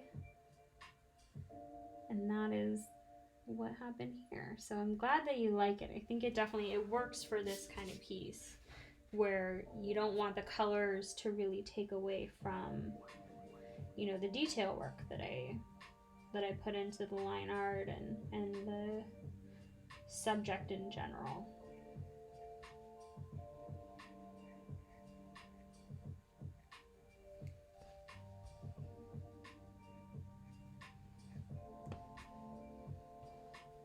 Again, still trying to like not overdo it, maintain some of that white space, but still make it look finished and like everything's colored in. I think we're pretty close on that part. And still, the more I look at it, the more I might go like, oh, actually I want to like add more to this part or add more to that part. It just kind of depends. Did I hear about the new Copic refill? No, I didn't. I'll usually do one medium, I would say. Like, I think occasionally I mix some colored pencil work into my marker work for very finishing touches, especially if I want to create like a glow effect or like a very subtle blush effect. Sometimes I'll do that with colored pencil instead of the marker. Same thing with watercolor. I might refine it, or I might do the lines in colored pencil or even ink. But typically I'll do one medium.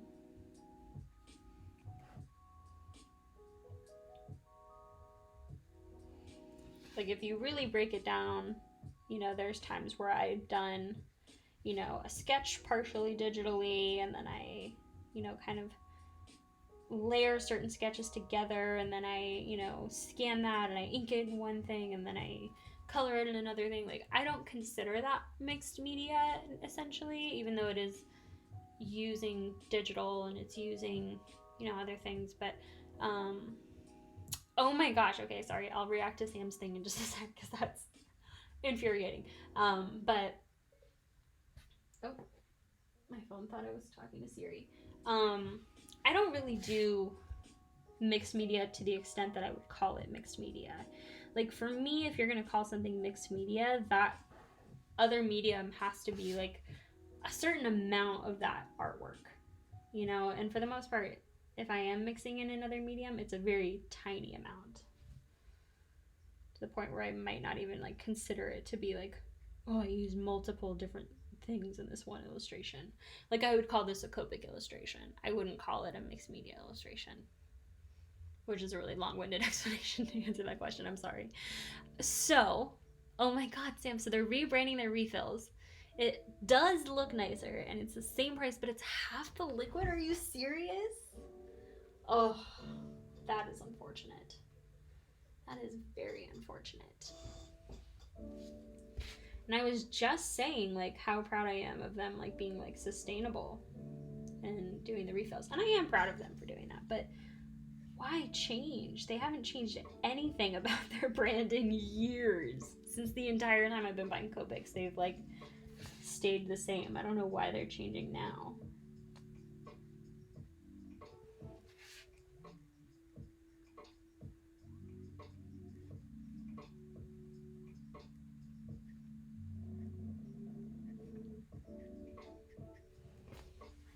Okay.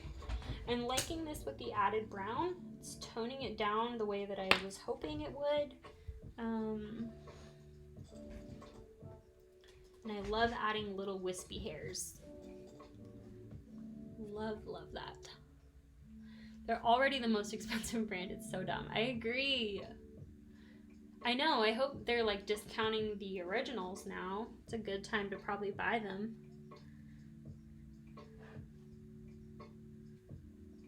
I would just hate that because this is a stupid reason. I'll preface with that. My markers look so nice in their display right now that the thought of having something that doesn't like fit, that like looks different, like next to the old refills, really bothers me. That is the part that I'm like so frustrated by. I'm like, no, it's not gonna look consistent.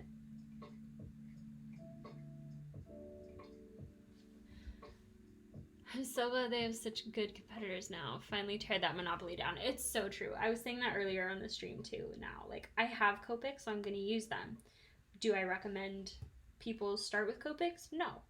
If they want to, like, sure, go ahead, but with the understanding that there are equally high quality brands out there. And the reason for buying Copics over another brand are pretty minimal. You know, I think other brands are starting to come out with refills, like a few. I wish all of them would, as like a standard. That would really take a lot of the power out of Copic's pocket. But, you know, I've already invested in Copic, so I'm going to use them. You don't have to. Everybody else doesn't have to, and I don't recommend that they do necessarily.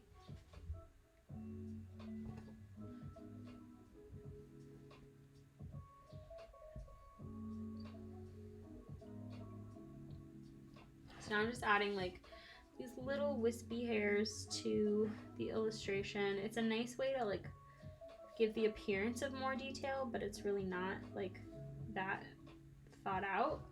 Kind of like with the roots down here where I just added those few little wispy ends and it elevated it a little bit. Just doing a little bit of that.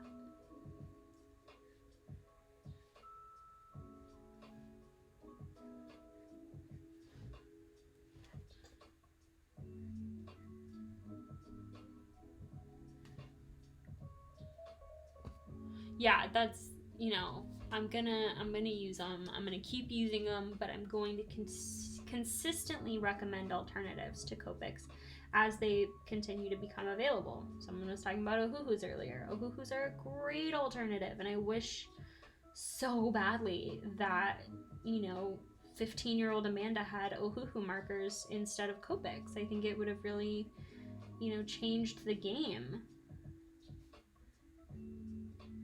And I think also more artists are starting to acknowledge cheaper brands. I remember like in 2008 when I was posting art on the internet for the first time, like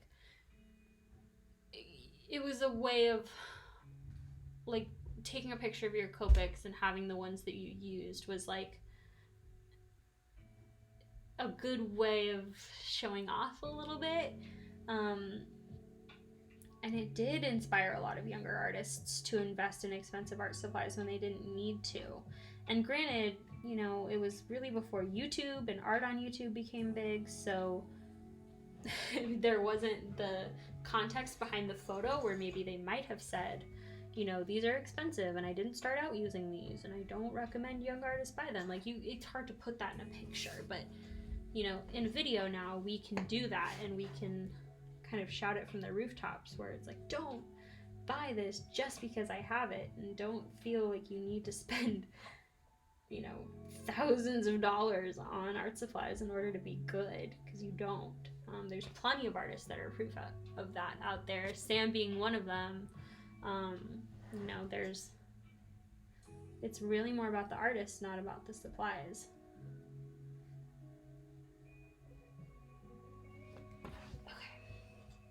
I am going to get carried away with the wispy hairs if I don't chill. So I'm gonna put that down.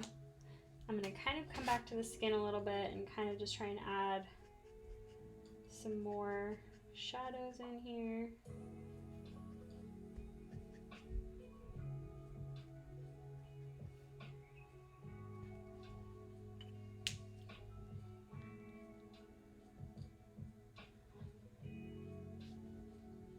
Yeah, that's something that comes up, I feel like, every time I use Copics, where people are like, oh, they're so expensive. And I'm like, I know. And I like, I go through this whole spiel every time, and I'm happy to keep kind of talking about it. And I think it's good to keep talking about it, but it's something that, like, it comes up so much when I'm using markers. Or even when I'm using the inexpensive brands, Copic is still a part of that conversation, and it always comes down to price for people. Like they can't afford them, or they don't want to spend it knowing that there's something comparable.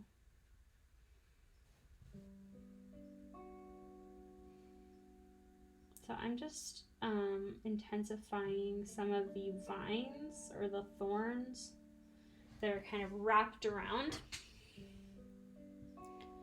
Yeah, so that's a perfect example. Like I would say my preference for colored pencils is something that is a little lower quality, because the characteristics of lower quality colored pencils is something that I like, and that's something that is drier, not waxy,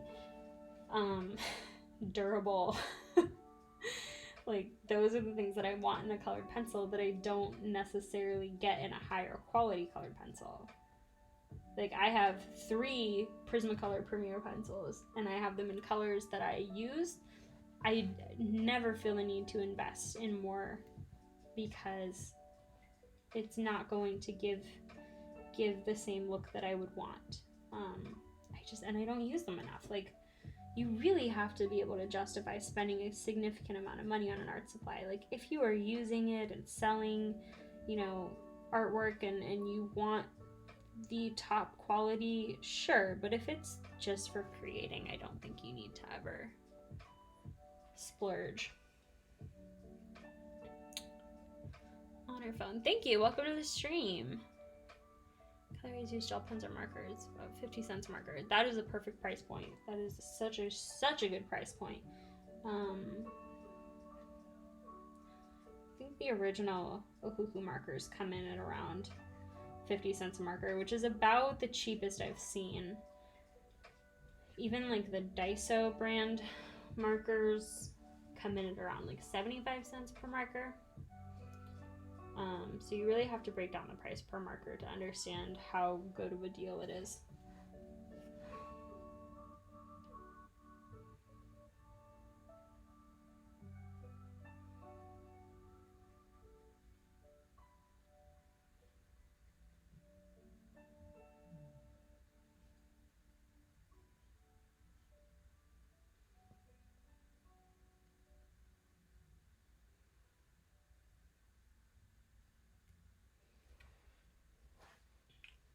I want to like intensify the lip color a little bit.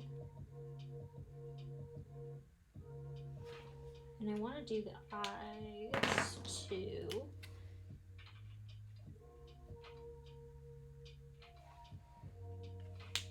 So I'm going to go ahead and do that now.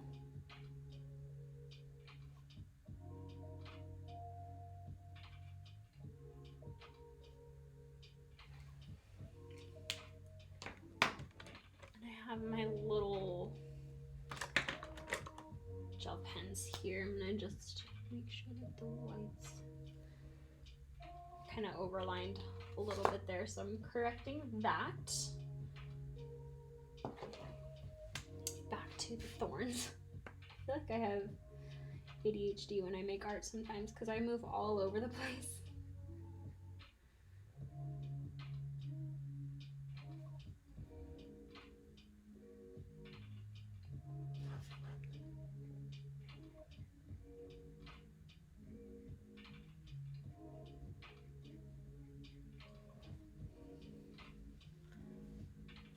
Yeah, the Artezas are a little more expensive. I forget what price they came down to per marker. It might depend on the set. I know I had it written down and I mentioned it in the review video that I did. I just can't remember it off the top of my head. Yeah, I think, you know, anywhere between like $1 to $3 per marker will get you a pretty good marker. Very solid, reliable. You would never need to spend more than that. If you want to start getting into like brush nibs, you might be having to kind of up that more to like $3 to $4 per marker, which if you're not willing to do that, you certainly don't have to, but you could. You're gonna spend more. When you get into like $5 per marker, that's where I start to really wonder, like, okay, I don't think this is worth the price. Because just for a few dollars more per marker, you can get a Copic. And if you're already willing to spend that much, why not get something that's refillable? Like, that's always where my mind goes, right? Like, okay, well, if you're willing to spend that much, like, why not just spend a little bit more? Now you have a refillable marker. You don't have to throw away and spend $5 again. You know, at that price point, Copics start to seem reasonable. So that's where, like, I say kind of stick in that $3-4 price range. That's going to be the perfect amount of reasonable and high quality. And Ohuhus are actually below that and are still really good quality. So it's not a hard and fast rule, just kind of a guideline. I don't use pastels. Somebody asked this earlier too. I hate the texture of pastels so much. I have a really, really hard time justifying using them because I hate the experience of using them. I hate how they make my hands feel. I get like constant all over goosebumps whenever I use them, so I don't.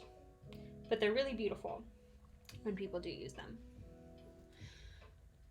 I spent about $133 of that brand. I don't use a brush tip at all. I prefer bullet nib and chisel nib. So yeah, so that's really great. So if you don't need a brush nib, if you don't want a brush nib, there are endless possibilities for you as far as alcohol-based markers go. If you're looking for the brush nib, the search narrows just a little bit and the price goes up a little bit too.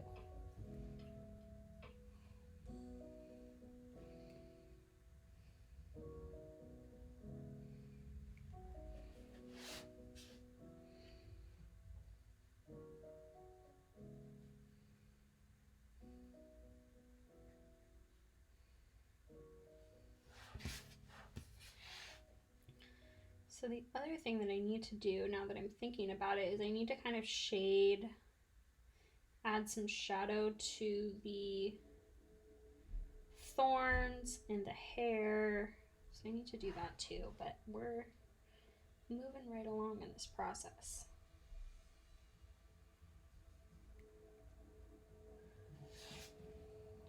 Just want to make sure that they look three-dimensional. Let's see.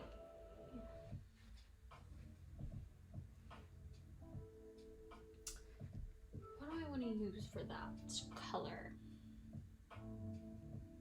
I feel like I want to use something. Well, okay, so I was playing around with this color for additional shading on the skin. That would work. I'm going to use this. This is an earth tone. E70. It's a beautiful color, and I want it to look a little different than the blue. I might overlap it with the blue in some places where I want like a more defined shadow, like here under the chin, here in the ear, maybe a little bit under the nose, like more harsh shadows. Shading the hair, shading the, you know, the shadow that the arm is casting or the hand is casting, that kind of stuff.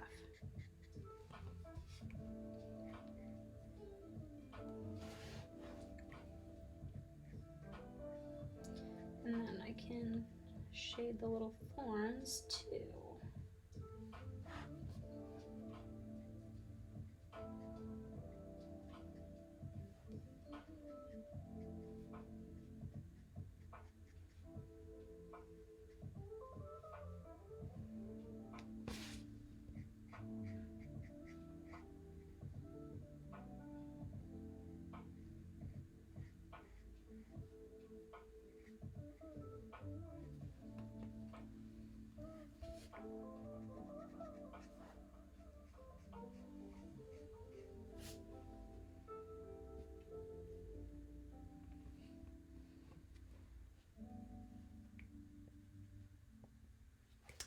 forgot that little like wispy hair that I gave her. This little like baby hair right here. There we go. Let's see.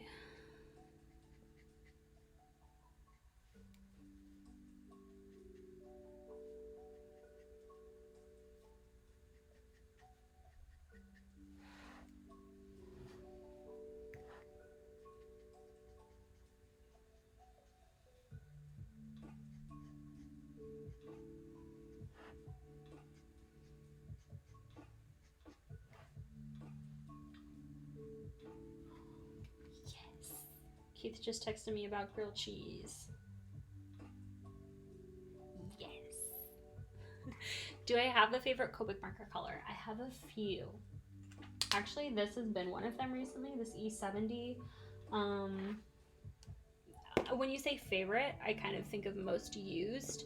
So I have a lot in that category that I use for a while almost in every illustration. R00 is one I would say my most widely used or most commonly used color is BG10. It's like a seafoamy green color. It's really easy to layer, so I love this color, and oftentimes I use it for skin tone, eye colors, even shading, like shading blonde hair. I will shade with this. Like I use it for so many different things. It is one of my most used colors, and one of my favorites. It's a beautiful color. Second to that would honestly probably be BV00.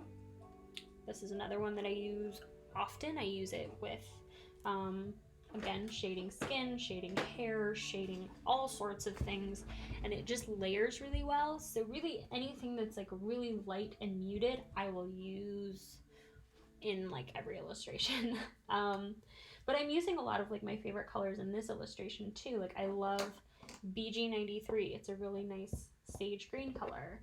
E44 I use all the time. I use it like in a lot of my illustrations. So I always kind of go for those colors, and it's a really good argument for like not having a full range of colors, because I still pull my favorites all the time. There could be, you know, a better color for something and I'll still use the one that I use most often, because my brain doesn't even think about all the possibilities. It's just like grab what you know, use that. So I have a lot of favorite colors, but those are a few. I'm really bad at answering questions directly, if you can't tell. Yeah, I don't know what he's making. He's making lunch, so that's great. Love that. Oh, I should drink some water. I've not drinking any water today, or not very much anyway.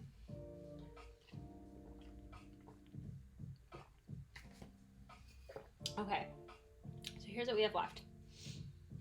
We have some final touches, the roses. That's kind of it. The roses are, they're gonna be red. I want them to be red. Oh, the blood. I can't forget the blood. Do the blood too. So, but it's all like just little finishing details, so that's good. The blood, I want it to be like the darkest red I have possible. This is R89.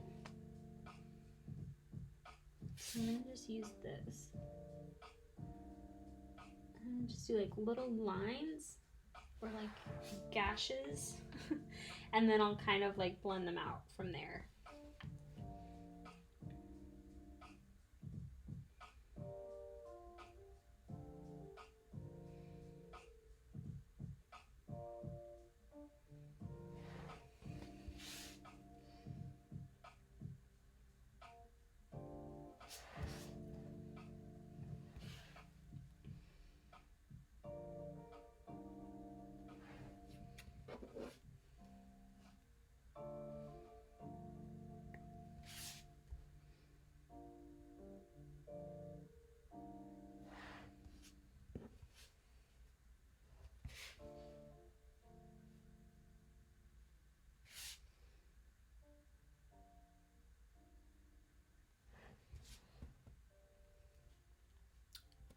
Oh, thank you, Anna. I'm really glad that you could come to the stream and hang out for a little bit. It was lovely having you in the chat.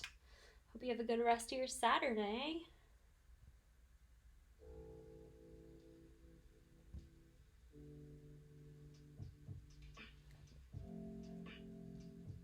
Okay.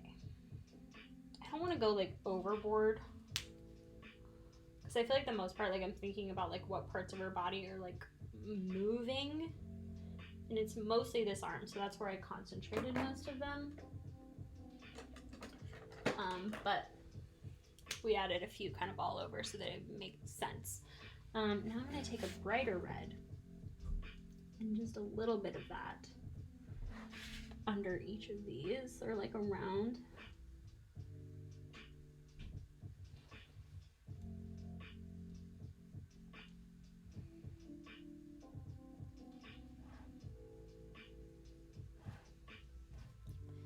Like so, and then I'm going to take this color, which is like a pinky fleshy tone, and I'm gonna kind of just like blot and blur this out so that it looks kind of craggly,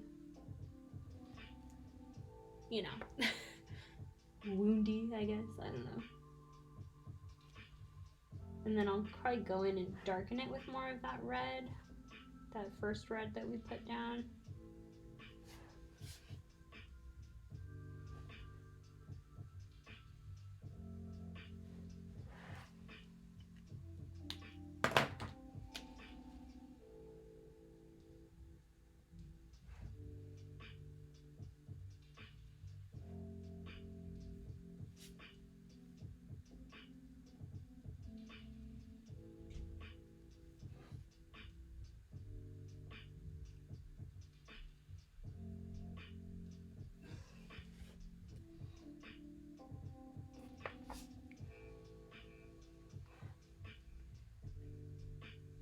Okay, it's looking pretty good, I guess.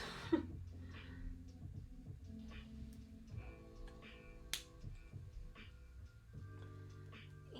what else? I kind of want to like shade around them a little bit, like, I don't know, just make them look kind of messy near there. The other thing actually that I think would work even better, you take my colorless blender and kind of like smear, like intentionally kind of like smear it around, because that'll just make it look like messy and that's kind of the look we're going for, you know.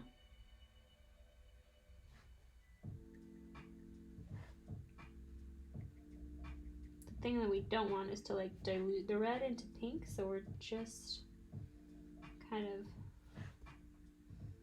being cautious about that. And we don't want to like move the colorless blender too much. Ugh, I feel like there was marker ink in there. Just like sprayed it all over my hand. Yeah, so I'm just doing this a little bit.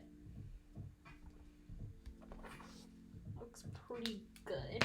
And this, going back to the mixed media thing, would be, I think, an example of a time where I might incorporate some of this like colored pencil.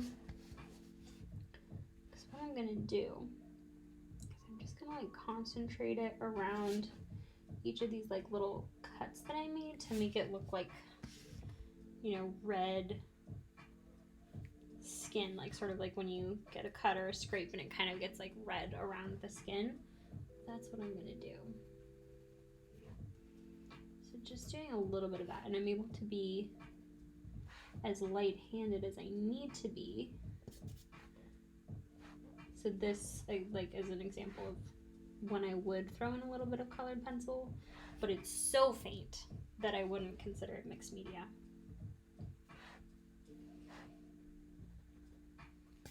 Okay, so that looks pretty good. The roses, I think we put them off long enough. I think I am going to incorporate some of this like fleshy flesh tone. It's called flesh, that's why I'm calling it flesh, which is kind of a gross word, but I'm gonna start with this as like my base color. Get all these little buds in. I don't want to miss any of those. And then we'll go in with the blossoms.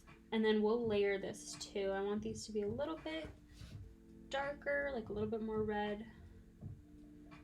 But this is a good kind of starting color.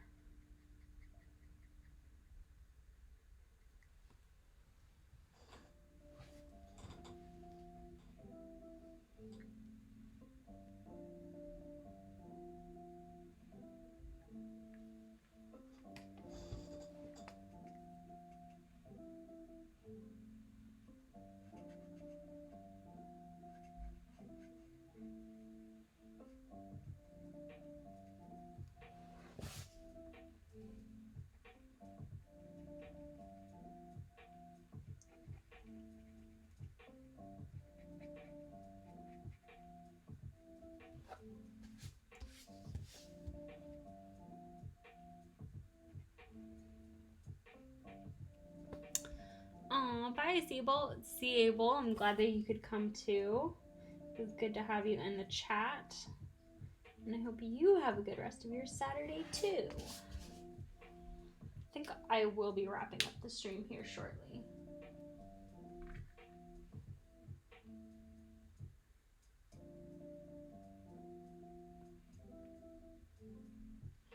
Because we are almost done. I don't think this is going to take like that much longer. I'm going to go in. What red do I want to go in with from here?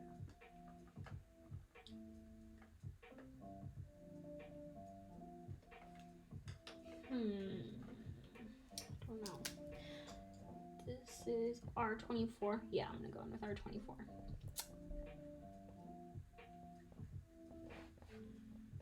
Go in with this color.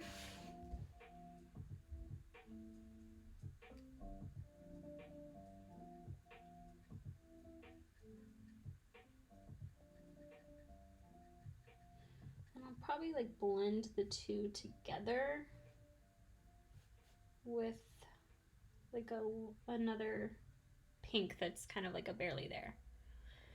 Honestly, that was my issue just now. Like I wasn't quite sure which red would be the most natural fit with the color that I had already laid down. I was like, I don't want to go like too crazy dark because I don't really want the roses to be very dark, but it was a struggle. Just kind of had to go with one and commit to it, but I'm happy with my choice.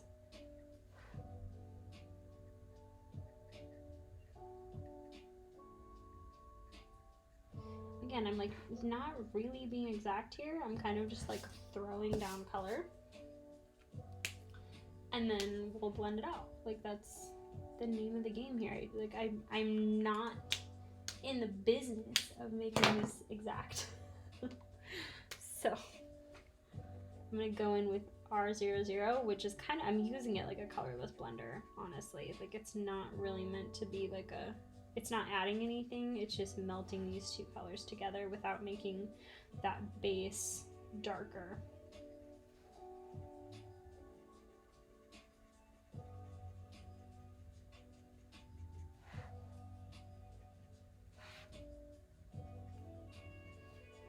So we're gonna let that sit. I'm gonna add my little white gel pen highlights to the eyes.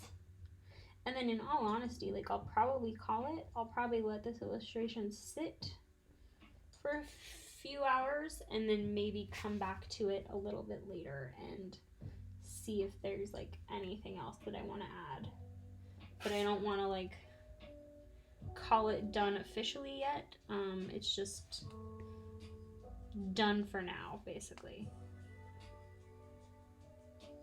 Which is a totally good practice to be in of like, okay, walking away, gonna come back to it, see if I do still want to add anything. I can tell you I will probably add more to the roses, but I don't quite know the direction I want to go with them yet.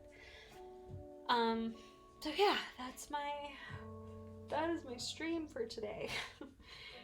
It was fun. I haven't live streamed in a really long time and I enjoy it. 2 hours, a little over 2 hours, not bad. That's the illustration for now. Thank you guys for hanging out and watching with me. I do appreciate it. It's been fun. And maybe I'll do more if I have other artwork that I want to color.